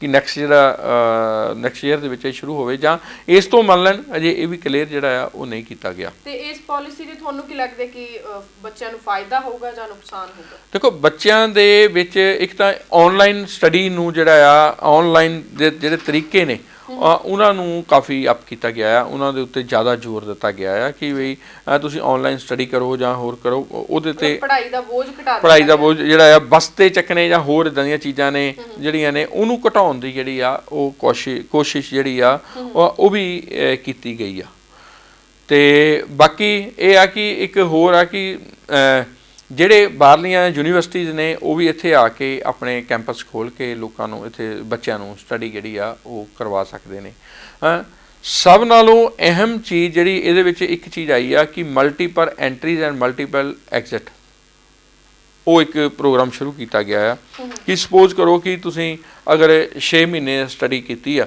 6 ਮਹੀਨੇ ਤੋਂ ਬਾਅਦ ਤੁਹਾਨੂੰ ਕੋਈ ਐਮਰਜੈਂਸੀ ਪੈ ਗਈ ਤੁਹਾਨੂੰ ਜੌਬ ਛੱਡਣੀ ਪਈ ਜਾਂ ਤੁਹਾਡੇ ਕੋਲ ਫੀਸ ਦੇਣ ਲਈ ਪੈਸੇ ਨਹੀਂ ਸੀਗੇ ਤਾਂ ਤੁਸੀਂ ਕਹਿੰਦੇ ਕਿ ਥੋੜੀ ਦੇਰ ਮੈਂ ਕੰਮ ਕਰ ਲਾਂ ਮੈਂ ਦੁਬਾਰਾ ਪੜ੍ਹਾਈ ਕਰ ਲਾਂਗਾ ਤੇ ਉਹ ਤੁਸੀਂ ਜਦੋਂ ਮਰਜ਼ੀ ਤੁਸੀਂ ਦੁਬਾਰਾ ਫਿਰ ਆਪਣੀ ਐਂਟਰੀ ਮਤਲਬ ਅਸੀਂ ਕਿਸ਼ਤਾਂ ਦੇ ਵਿੱਚ ਪੜ੍ਹਾਈ ਕਰ ਸਕਦੇ ਹਾਂ ਜਿੱਦਾਂ ਆਪਾਂ ਇਹ ਕਹਿ ਲਈ ਬਾਹਰ ਕਹਿ ਲਈਦਾ ਸੀ ਨਾ ਬਹੁਤ ਜਗ੍ਹਾ ਦੇ ਉੱਤੇ ਤੁਸੀਂ ਦੇਖਿਆ ਹੋਣਾ ਕਿ 1 ਸਾਲ ਲੋਕੀ ਪੜ੍ਹਾਈ ਕਰਦੇ 1 ਸਾਲ ਕੰਮ ਕਰ ਲੈਂਦੇ ਪੈਸੇ ਜੋੜ ਕੇ ਫਿਰ ਅਗਲੇ ਸਾਲ ਪੜ੍ਹਾਈ ਕਰ ਲੈਂਦੇ ਆ ਤੁਸੀਂ ਹੁਣ ਇੱਥੇ ਵੀ ਜਿਹੜੀ ਆ ਉਹ ਕਰ ਸਕਦੇ ਹੋ ਜੇ ਸਪੋਜ਼ ਕਰ ਲਓ ਕਿ ਮੈਂ ਕਹਾਂ ਕਿ ਜਦੋਂ ਪੜ੍ਹਾਈ ਕਰਨ ਲੱਗੇ ਆ ਉਦੋਂ ਮੇਰੇ ਕੋਲ ਘਰ ਦੀ ਹੈਸੀਅਤ ਹੈ ਨਹੀਂ ਸੀ ਜਾਂ ਮੇਰੇ ਕੋਲ ਕੰਮ ਕਰਨ ਘਰਦਿਆਂ ਨੇ ਲਗਾਤਾ ਹੈਸੀਅਤ ਦੇ ਤੌਰ 'ਤੇ ਮੈਂ ਨਹੀਂ ਪੜ੍ਹ ਸਕਿਆ ਮੈਂ 1 ਸਾਲ ਉਦੋਂ ਲਾਇਆ ਸੀ ਲੇਕਿਨ ਉਸ ਤੋਂ ਅਗਲਾ ਜਿਹੜਾ ਸਾਲ ਆ ਭਾਵੇਂ 2 ਸਾਲ ਬਾਅਦ 3 ਸਾਲ ਬਾਅਦ ਜਦੋਂ ਮਰਜ਼ੀ ਜਾ ਕੇ ਮੈਂ ਪੜ੍ਹਾਈ ਆਪਣੀ ਕੰਟੀਨਿਊ ਕਰ ਸਕਦਾ ਜਾਂ ਉਹ ਤੋਂ ਮੋਰੋਂ ਫਿਰ ਜੇ ਮੈਨੂੰ ਬ੍ਰੇਕ ਲੈਣੀ ਪੈਂਦੀ ਹੈ ਮੈਂ ਲੈ ਕੇ ਸਾਰਾ ਆਉਣ ਵਾਲੇ ਸਮੇਂ ਦੇ ਵਿੱਚ ਹੈ ਜਿਨ੍ਹਾਂ ਨੇ ਪਿਛਲੇ ਕਿਸੇ ਨੇ 1 ਸਾਲ ਕਰਕੇ ਛੱਡਿਆ ਹੋਇਆ ਉਹਨਾਂ ਲਈ ਨਹੀਂ ਹੈਗਾ ਜਿਹੜੇ ਇਹ ਆਉਣ ਵਾਲਾ ਸਮਾਂ ਆ ਇਹ ਉਹਦੇ ਲਈ ਜਿਹੜੀ ਆ ਉਹ ਗਿਣੀ ਜਾਵੇਗੀ ਜੀ ਤੇ ਜਿਵੇਂ ਕਿ ਸਾਨੂੰ ਹੁਣ ਅਸੀਂ ਸਾਰੇ ਜਾਣਦੇ ਕਿ ਸਕੂਲ ਕਾਲਜ ਬੰਦ ਸੀਗੇ ਤੇ ਉਹ ਖੁੱਲਣ ਤੋਂ ਪਹਿਲਾਂ ਜਿਹੜਾ ਬੱਚਿਆਂ ਨੂੰ ਇੱਕ ਬਹੁਤ ਵਧੀਆ ਨਿਊਜ਼ ਉਹਨਾਂ ਦੇ ਲਈ ਇਹ ਹੈਗੀ ਹਾਂ ਬਹੁਤ ਚੰਗੀ ਹੈ ਤਾਂ ਕਾਫੀ ਖੁਸ਼ ਹੋਏ ਹੋਣਗੇ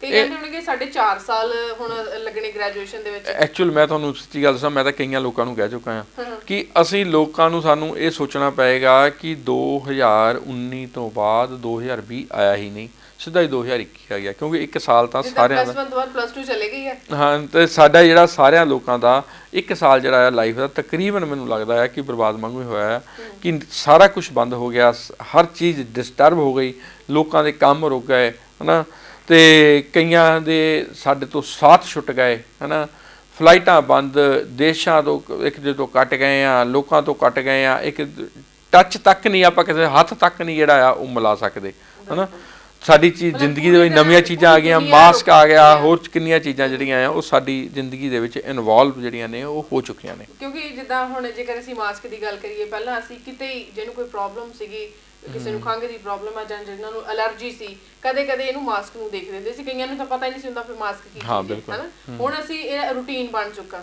ਮਤਲਬ ਇਹ ਇਦਾਂ ਹੀ ਚੱਲਣਾ ਹੈ ਕਿਹਾ ਜਾ ਰਿਹਾ ਕਿ ਇਦਾਂ ਹੀ ਚੱਲਣਾ ਇਹ ਹੈ ਨਾ ਪਰ ਅਸੀਂ ਮਾਸਕ ਦੀ ਜਗ੍ਹਾ ਰੁਮਾਲ ਵਗੈਰਾ ਵੀ ਮੂੰਹ ਤੇ ਬੰਨ੍ਹਦੇ ਤੁਸੀਂ ਦੇਖੋ ਕਿੱਦਾਂ ਦਾ ਸਮਾਂ ਸੀ ਸਾਡੇ ਕੁੱਟ ਪੈਂਦੀ ਸੀ ਜਦੋਂ ਮੂੰਹ ਢੱਕ ਕੇ ਆਈ ਬਿਲਕੁਲ ਹੁਣ ਜੇ ਨਹੀਂ ਪਾਉਂਦੇ ਤਾਂ ਕੁੱਟ ਪੈਂਦੀ ਹੈ ਬਿਲਕੁਲ ਜੀ ਉਹ ਸਮੇਂ ਦਾ ਨਹੀਂ ਪਤਾ ਕਿ ਕਿਹੜੇ ਵੇਲੇ ਚਲਾਨ ਕੱਟ ਹੋ ਜਾਂਦਾ ਸੀ ਪਹਿਲਾਂ ਤੁਸੀਂ ਆਮ ਅਖਬਾਰਾਂ ਦੇ ਵਿੱਚ ਪੜਿਆ ਹੋਊਗਾ ਦੇਖਿਆ ਜਾਂਦਾ ਸੀ ਕਿ ਡੀਸੀ ਨੇ ਮੂੰਹ ਢੱਕਣ ਤੋਂ ਜਿਹੜੇ ਆ ਆਰਡਰ ਜਾਰੀ ਕੀਤੇ ਕਿ ਮੂੰਹ ਢੱਕ ਕੇ ਚੱਲਣਾ ਜਿਹੜਾ ਆ ਕੁੜੀਆਂ ਨੂੰ ਟਿਚਰਾਂ ਹੁੰਦੀਆਂ ਸੀ ਕਿ ਬੜਾ ਫੇਸ ਕਵਰ ਕਰਕੇ ਕੁੜੀਆਂ ਮੁੰਡਿਆਂ ਲਈ ਵੀ ਕਿਸੇ ਲਈ ਵੀ ਕੋਈ ਕ੍ਰਾਈਮ ਹੁੰਦਾ ਸੀ ਜਾਂ ਕੁਝ ਹੁੰਦਾ ਸੀ ਤਾਂ ਇਹ ਕਿਹਾ ਜਾਂਦਾ ਕਿ ਮੂੰਹ ਢੱਕਿਆ ਹੋਇਆ ਇਸ ਕਰਕੇ ਉਹਨਾਂ ਦੇ ਚਲਾਨ ਜਿਹੜੇ ਆ ਉਹ ਕੱਟੇ ਜਾਂਦੇ ਸੀ ਅਗਰ ਉਹਨਾਂ ਨੇ ਮੂੰਹ ਢੱਕਿਆ ਹੁੰਦਾ ਸੀ ਤੇ ਹੁਣ ਜੇ ਤੁਸੀਂ ਮੂੰਹ ਨੰਗਾ ਕਰਕੇ ਚੱਲਦੇ ਆ ਫਿਰ ਤੁਹਾਡਾ ਚਲਾਨ ਕੱਟਿਆ ਜਾਂਦਾ ਤੇ ਤੁਸੀਂ ਇਹ ਦੇਖੋ ਕਿ ਬੈਂਕਾਂ ਦੇ ਵਿੱਚ ਵੀ ਉਹਨਾਂ ਨੇ ਕਹਿਤਾ ਕਿ ਮੂੰਹ ਮੂੰਹ ਢੱਕ ਕੇ ਆਓ, ਲੇਕਿਨ ਫਿਰ ਉਹ ਕਿਹਾ ਜਾਂਦਾ ਕਿ ਜਦੋਂ ਤੁਸੀਂ ਐਂਟਰੀ ਹੈ ਕਿ ਪਹਿਲਾਂ ਇਹਨੂੰ ਨਕਾਬ ਨੂੰ ਥੱਲੇ ਕਰੋ ਤੇ ਆਪਣਾ ਫੇਸ ਕੈਮਰੇ ਨੂੰ ਦਿਖਾਓ ਤਾਂ ਜਾ ਕੇ ਅੰਦਰ ਲੰਘੋ, ਪਤਾ ਲੱਗੇ ਕਿ ਤੁਸੀਂ ਆਪਣੇ ਪੈਸੇ ਲੈਣ ਆਏ ਆ। ਹਾਂ ਵੀ ਹੈ ਕੌਣ ਹੋ, ਹਨਾ। ਇਸ ਚੀਜ਼ ਦਾ ਵੀ ਜਿਹੜਾ ਆ ਉਹ ਖਿਆਲ ਰੱਖਿਆ ਜਾਂਦਾ ਆ।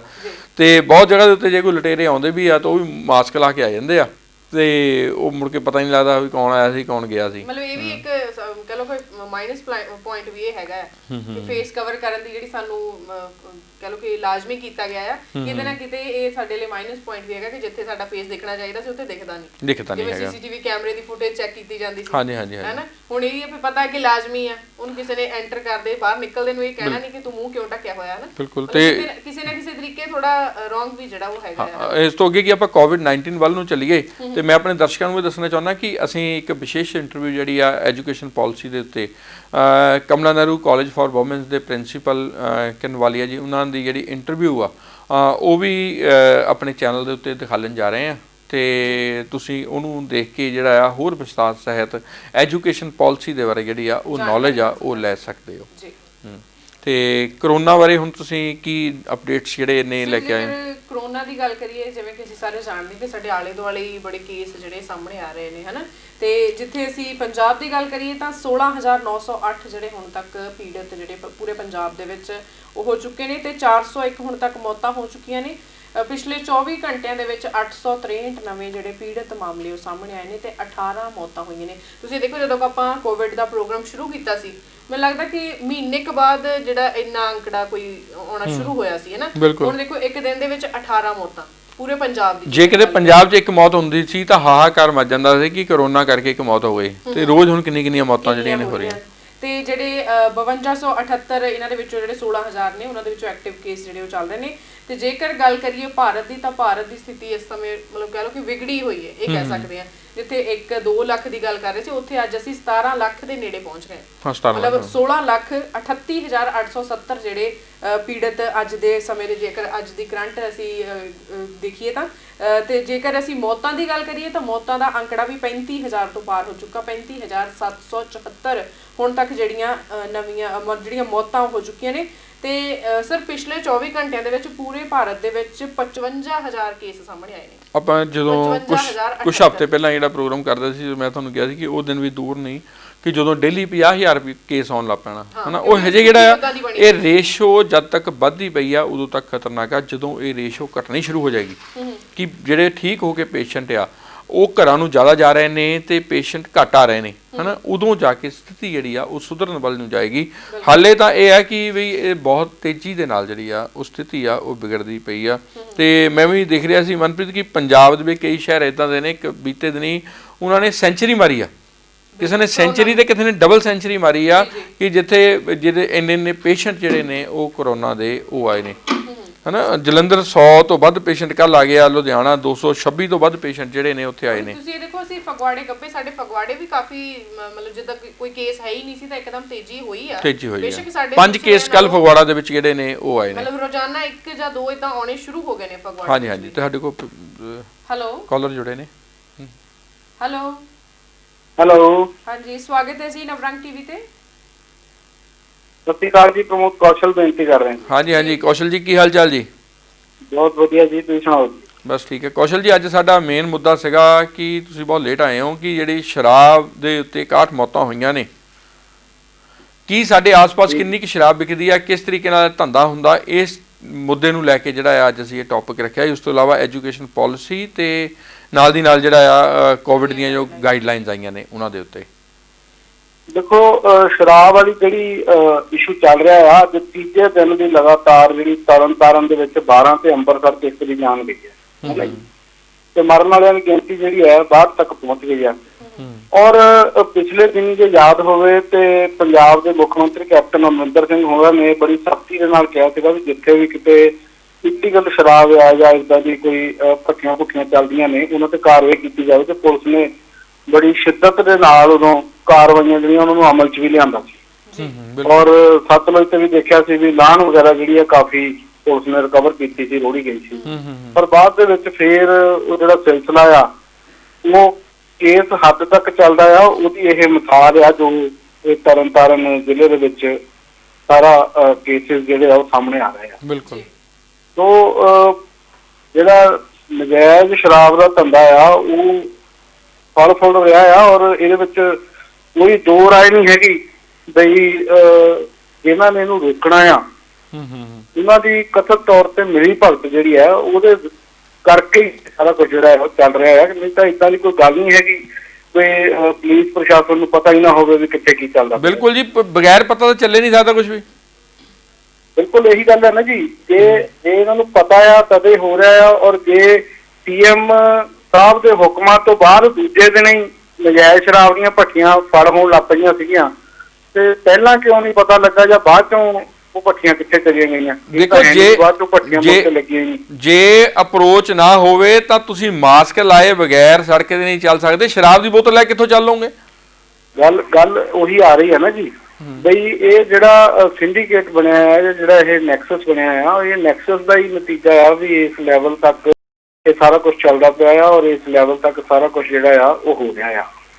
ਤੇ ਉਸ ਤੋਂ ਇਲਾਵਾ ਜਿਹੜੀ ਸਿੱਖਿਆ ਨੀਤੀ ਦੀ ਤੁਸੀਂ ਕਹਿ ਰਹੇ ਹੋ ਵੀ ਗੱਲ ਚੱਲ ਰਹੀ ਹੈ, ਨਵੀਂ education policy government of India ਵੱਲੋਂ ਲਾਗੂ ਕੀਤੀ ਗਈ ਆ। ਮਿਨਿਸਟਰੀ ਆਫ HRD ਦਾ ਨਾਮ ਬਦਲ ਕੇ ਉਹਨੂੰ ਐਜੂਕੇਸ਼ਨ ਡਿਪਾਰਟਮੈਂਟ ਕਰਤਾ ਗਿਆ ਆ। ਦੇਖੋ ਇਹਦੇ ਵਿੱਚ ਵਧੀਆ ਸੁਣਨ ਨੂੰ ਵਧੀਆ ਲੱਗ ਰਿਹਾ ਆ, ਦੇਖਣ ਨੂੰ ਵਧੀਆ ਲੱਗ ਰਿਹਾ ਹੈ, ਔਰ ਜਦੋਂ ਇਹ ਲਾਗੂ ਹੋਊਗੀ ਇਹਦੇ ਕਿੱਦਾਂ ਦੇ ਨਤੀਜੇ ਸਾਹਮਣੇ ਆਉਂਦੇ ਆ ਉਹ ਤੋਂ ਬਾਅਦ ਚ ਪਤਾ ਲੱਗੂਗਾ। ਪਰ ਹਾਲ ਦੀ ਘੜੀ ਜਿੱਦਾਂ ਬਾਹਰਲੇ ਦੇਸ਼ਾਂ ਦੇ ਵਿੱਚ ਜੋ ਐਜੂਕੇਸ਼ਨ ਪਾਲਿਸੀ ਮੈਂ ਪਿਛਲੇ ਦਿਨ ਇੱਕ ਵੈਬੀਨਾਰ ਚੱਲ ਰਿਹਾ ਸੀਗਾ DAV ਕਾਲਜ ਦਾ, ਉਹਦੇ ਵਿੱਚ ਮੈਨੂੰ ਵੀ ਜਾਣ ਦਾ ਮੌਕਾ ਮਿਲਿਆ ਤੇ ਉਹਦੇ ਉੱਤੇ ਬਾਹਰ ਦੇ ਜਿਹੜੇ ਯੂਨੀਵਰਸਿਟੀ ਦੇ ਸੈਨੇਟਰ ਜੁੜੇ ਹੋਏ ਸੀ ਨਾਲ, ਉਹਨਾਂ ਨੇ ਦੱਸਿਆ ਕਿ ਉੱਥੇ ਸਟੂਡੈਂਟਸ ਦੇ ਕੋਲ ਆਪਸ਼ਨ ਹੁੰਦੀ ਆ ਕਿ ਉਹ ਆਪਣੀ ਮਰਜ਼ੀ ਦੇ ਸਬਜੈਕਟ ਜਿਹੜੇ ਆ ਚੁਣ ਸਕਦੇ ਆ, ਜਿਹੜੀ ਆਪਸ਼ਨ ਇੱਥੇ ਨਹੀਂ ਸੀਗੀ। ਪਰ ਜਿਹੜੀ ਇਹ ਨਵੀਂ ਐਜੂਕੇਸ਼ਨ ਪਾਲਿਸੀ ਆਈ ਆ ਇਹਦੇ ਵਿੱਚ ਇਹ ਆਪਸ਼ਨ ਸਟੂਡੈਂਟਸ ਨੂੰ ਦੇ ਦਿੱਤੀ ਗਈ ਹੈ ਕਿ 9ਵੀਂ ਤੋਂ ਬਾਅਦ ਜਿਹੜੇ ਸਟੂਡੈਂਟ ਆ ਉਹ ਆਪਣੀ ਮਰਜ਼ੀ ਦੇ ਸਬਜੈਕਟ ਲੈ ਸਕੂਗੇ। ਤੇ ਹਜੇ ਤੱਕ ਤਾਂ ਜਿੱਦਾਂ ਸਟੂਡੈਂਟਸ ਨੂੰ ਸਾਇੰਸ, ਕਮਰਸ ਜਾਂ ਹਿਊਮੈਨਿਟੀਜ਼ ਦੀ ਸਟਰੀਮ ਦੇ ਵਿੱਚ ਪੜ੍ਹਾਈ ਕਰਨੀ ਪੈ ਰਹੀ ਸੀ, ਪਰ ਹੁਣ ਸਟੂਡੈਂਟਸ ਦੇ ਕੋਲੇ ਆਪਸ਼ਨ ਆ ਗਈ ਹੈ ਕਿ ਸਟੂਡੈਂਟਸ ਆਪਣੀ ਮਰਜ਼ੀ ਦੇ ਸਬਜੈਕਟ ਲੈਣ, ਔਰ ਉਹਨਾਂ ਨੂੰ ਵੋਕਲ ਸਬਜੈਕਟ ਚੁਣਨ ਦੀ ਜਿਹੜੀ ਹੈ ਉਹ ਪ੍ਰਵਾਨਗੀ ਹੁਣ ਇਸ ਨਵੇਂ ਜਿਹੜਾ ਪਾਲਿਸੀ ਹੈ ਇਹਦੇ ਤਹਿਤ ਦਿੱਤੀ ਗਈ ਹੈ। ਜੇ ਆਪਾਂ ਕੁਝ ਜਿਹੜੇ ਐਕਸਪਰਟਸ ਨੇ, ਐਜੂਕੇਸ਼ਨਿਸਟ ਨੇ, ਉਹਨਾਂ ਦੇ ਨਾਲ ਜਦੋਂ ਗੱਲ ਹੋਈ ਹੈ ਸਾਡੀ ਇਸ ਮਸਲੇ ਦੇ ਉੱਤੇ, ਮੇਰੀ ਨਿੱਜੀ ਤੌਰ ਤੇ ਮੈਂ ਜਦੋਂ ਪੁੱਛਿਆ ਉਹਨਾਂ ਨੂੰ ਕਿ ਕਿਵੇਂ ਦਾ ਇਹ ਐਜੂਕੇਸ਼ਨ ਪਾਲਿਸੀ ਕਿੱਦਾਂ ਦੀ ਰਹੂਗੀ, ਆਉਣ ਵਾਲੇ ਫਿਊਚਰ ਵਿੱਚ ਸਟੂਡੈਂਟਸ ਨੂੰ ਇਹਦਾ ਲਾਭ ਹੋਊਗਾ ਜਾਂ ਇਹਦਾ ਨੁਕਸਾਨ ਹੋਊਗਾ, ਤੇ ਉਹਨਾਂ ਨੇ ਵੀ ਇਹ ਗੱਲ ਬਹੁਤ ਸਪਸ਼ਟ ਲਫ਼ਜ਼ਾਂ ਵਿੱਚ ਕਹੀ ਹੈ ਵੀ ਜਿਹੜੇ ਨਵੇਂ ਨਿਯਮ ਜਦੋਂ ਇਹ ਲਾਗੂ ਹੋਊਗੇ ਤੇ ਪਹਿਲੇ ਸਾਲ 50% ਜਿਹੜੇ ਸਟੂਡੈਂਟਸ ਹਨ ਜੀ ਉਹਨਾਂ ਨੂੰ ਕ੍ਰਾਸ ਸਬਜੈਕਟ ਲੈ ਕੇ ਉਹ ਪੜ੍ਹਾਈ ਨੂੰ ਤਵੱਜੋ ਦੇਣਗੇ। ਇਹ ਜੋ ਪਹਿਲੇ ਸਾਲ ਹੀ ਅੱਧੇ ਸਟੂਡੈਂਟ ਜਿਹੜੇ ਆ ਉਹ ਕ੍ਰਾਸ ਸਬਜੈਕਟ ਲੈਣਗੇ, ਔਰ ਇਹੀ ਕਾਰਨ ਹੈ ਵੀ 6ਵੀਂ ਤੋਂ 8ਵੀਂ ਤੱਕ ਵੋਕੇਸ਼ਨਲ ਟ੍ਰੇਨਿੰਗ ਹੁਣ ਜਿਹੜੀ ਆ ਉਹ ਦਿੱਤੀ ਜਾਊਗੀ। ਔਰ ਹੋਰ ਵੀ ਜਿਹੜੀ ਇਹਦੇ ਵਿੱਚ ਕਾਫੀ ਫਾਇਦੇ ਜਿਹੜੇ ਆ, ਜਾਣੀ ਹੁਣ ਜਿੱਦਾਂ ਮੰਨ ਲਓ ਕਿ ਐਮਫਿਲ ਕਰਦੇ ਸੀ ਤੇ ਹੁਣ PhD ਜਿਹਨੇ ਕਰਨੀ ਆ ਉਹਨੂੰ ਐਮਫਿਲ ਕਰਨ ਦੀ ਜਾਨੀ ਲੋੜ ਨਹੀਂ ਰਹੂਗੀ, ਤੇ ਇਹਦੇ 3 ਸਾਲ ਜਿਹੜੇ ਆ ਉਹ ਬਚਣੇ ਆ PhD ਕਰਨ। ਬਿਲਕੁਲ ਸਹੀ ਗੱਲ ਹੈ। ਔਰ ਉਹਦੇ ਵਿੱਚ ਸਕਾਲਰ ਵਧੂਗੇ, ਸਕਾਲਰ ਤੋਂ ਹੋਰ ਈਜ਼ੀ ਹੋਊਗਾ ਕੰਮ ਕਰਨਾ ਜਾਂ ਆਪਣੀ ਜਿਹੜੀ ਪੜ੍ਹਾਈ ਆ ਉਹਨੂੰ ਪੂਰਾ ਕਰਨਾ, ਔਰ ਸਕਸੈਸ ਰੇਟ ਜਿਹੜਾ ਆ ਉਹ ਵੀ ਵਧੂਗਾ, ਪਰਫਾਰਮੈਂਸ ਜਿਹੜੀ ਆ ਬੱਚਿਆਂ ਦੀ ਉਹ ਵੀ ਸੁਧਰੂਗੀ। ਨਹੀਂ ਤਾਂ ਅੱਗੇ ਤਾਂ ਇਹੀ ਹੁੰਦਾ ਸੀਗਾ ਵੀ ਜੋ ਮੰਨ ਲਓ ਅਸੀਂ ਪੜ੍ਹਿਆ ਆ ਉਹੀ ਗਾਂ ਮੇਰੇ ਨਿਆਣੇ ਪੜ੍ਹ ਕੇ ਪਏ ਆ, ਹੁਣ ਘੱਟੋ ਘੱਟ ਏਦਾਂ ਦਾ ਨਹੀਂ ਹੋਣਾ। ਜੋ ਮੈਂ ਪੜ੍ਹਿਆ ਆ ਮੈਂ ਆਪਣੇ ਸ਼ੌਂਕ ਦੇ ਹਿਸਾਬ ਨਾਲ ਪੜ੍ਹੂੰਗਾ, ਮੇਰੇ ਨਿਆਣੇ ਆਪਣੇ ਸ਼ੌਂਕ ਦੇ ਹਿਸਾਬ ਨਾਲ ਪੜ੍ਹੂਗੇ। ਉਹਦਾ ਇਸ ਪਾਲਿਸੀ ਦਾ ਇਹ ਬੈਨੀਫਿਟ ਜਿਹੜਾ ਹੈ ਸਟੂਡੈਂਟਸ ਨੂੰ ਜ਼ਰੂਰ ਮਿਲੂਗਾ ਆਉਣ ਵਾਲੇ ਟਾਈਮ। ਬਿਲਕੁਲ ਜੀ, ਠੀਕ ਹੈ ਜੀ, ਧੰਨਵਾਦ ਪ੍ਰਮੋਦ ਜੀ ਕਾਲ ਕਰਨ ਦੇ ਲਈ। ਸਾਨੂੰ ਸਮਾਂ ਵੀ ਜਿਹੜਾ ਆ ਉਹ ਜ਼ਿਆਦਾ ਇਜਾਜ਼ਤ ਨਹੀਂ ਦਿੰਦਾ, ਤੇ ਤੁਸੀਂ ਬਹੁਤ ਅੱਛੀ ਜਿਹੜੀ ਹੈ ਜਾਣਕਾਰੀ ਹੈ ਸਾਡੇ ਦਰਸ਼ਕਾਂ ਨੂੰ ਦਿੱਤੀ ਹੈ, ਬਹੁਤ ਬਹੁਤ ਧੰਨਵਾਦ ਜੀ।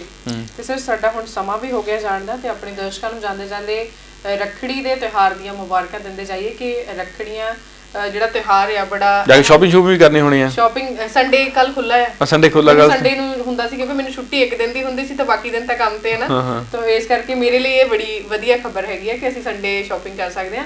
ਤੇ ਇਹੀ ਬੇਨਤੀ ਕਰਦੇ ਹਾਂ ਕਿ ਤਿਉਹਾਰ ਤਾਂ ਜਿਹੜੇ ਅਸੀਂ ਇਸੇ ਤਰ੍ਹਾਂ ਮਨਾਉਂਦੇ ਰਹਿਣਾ, ਪਰ ਜਿਹੜੀਆਂ COVID-19 ਨੂੰ ਲੈ ਕੇ ਸਾਨੂੰ ਗਾਈਡਲਾਈਨਸ ਜਾਰੀ ਕੀਤੀਆਂ ਗਈਆਂ ਉਹਨਾਂ ਦਾ ਖਾਸ ਅਸੀਂ ਧਿਆਨ ਜਿਹੜਾ ਰੱਖੀਏ, ਜਿੰਨਾ ਹੋ ਸਕੇ ਇਕੱਠ ਜਿਹੜਾ ਉਹ ਨਾ ਕਰੀਏ ਤਾਂ ਕਿ ਅਸੀਂ ਆਪਣਾ ਵੀ ਖਿਆਲ ਰੱਖੀਏ ਤੇ ਆਪਣੀ ਫੈਮਿਲੀ ਦਾ ਵੀ ਖਿਆਲ ਰੱਖੀਏ। ਇੱਕ ਦਰਸ਼ਕਾਂ ਨੂੰ ਹੋਰ ਜਾਣਕਾਰੀ ਦੁਬਾਰਾ ਦੇ ਦਈਏ ਜਿਹੜੀ ਪਹਿਲਾਂ ਸੀ, ਕਈ ਦਰਸ਼ਕ ਬਾਅਦ ਵਿੱਚ ਜੁੜੇ ਹੋਣੇ ਆ, ਕਿ ਸੰਡੇ ਮੌਕੇ ਉੱਤੇ ਜਿਹੜੀ ਆ ਪੰਜਾਬ ਗਵਰਨਮੈਂਟ ਵੱਲੋਂ ਰੱਖੜੀ ਦੇ ਕਰਕੇ ਇੱਕ ਦਿਨ ਲਈ ਜਿਹੜੀਆਂ ਦੁਕਾਨਾਂ ਖੋਲ੍ਹਣ ਦੀ ਜਿਹੜੀ ਆ ਉਹ ਪ੍ਰਵਾਨਗੀ ਉਹ ਦੇ ਦਿੱਤੀ ਗਈ ਆ, ਜਿਹੜੀ ਕਿ ਬੜੀ ਮੰਗ ਉੱਠ ਰਹੀ ਸੀ ਮਾਰਕੀਟ ਦੇ ਵਿੱਚੋਂ ਕਿ ਦੁਕਾਨਾਂ ਖੋਲ੍ਹਣ ਦੀ ਜਿਹੜੀ ਆ ਉਹ ਸਾਨੂੰ ਪ੍ਰਵਾਨਗੀ ਦਿੱਤੀ ਜਾਵੇ ਕਿ ਤਿਉਹਾਰ ਦਾ ਮੌਕਾ ਆ, ਤੇ ਇਸ ਕਰਕੇ ਜਿਹੜੀ ਆ ਇੱਕ ਦਿਨ ਦੀ ਪ੍ਰਵਾਨਗੀ ਜਿਹੜੀ ਆ ਉਹ ਦੇ ਦਿੱਤੀ ਗਈ ਆ। ਮਾਲ ਔਰ ਜਿਹੜੀਆਂ ਦੁਕਾਨਾਂ ਨੇ ਉਹ ਸੰਡੇ ਨੂੰ ਉਹ ਖੁੱਲ ਸਕਦੀਆਂ ਨੇ, ਮਤਲਬ ਬਾਜ਼ਾਰ ਜਿਹੜਾ ਉਹ ਖੁੱਲ੍ਹਾ ਰਹੇਗਾ। ਹਾਂਜੀ, ਚਲੋ ਸਾਡੇ ਲਈ ਵਧੀਆ ਖਬਰ ਹੈਗੀ, ਇਹ ਵਧੀਆ ਗੱਲ ਹੈ, ਪਰ ਜਿਹੜਾ ਗਾਈਡਲਾਈਨਸ ਉਹ ਅਸੀਂ ਧਿਆਨ ਰੱਖਣਾ।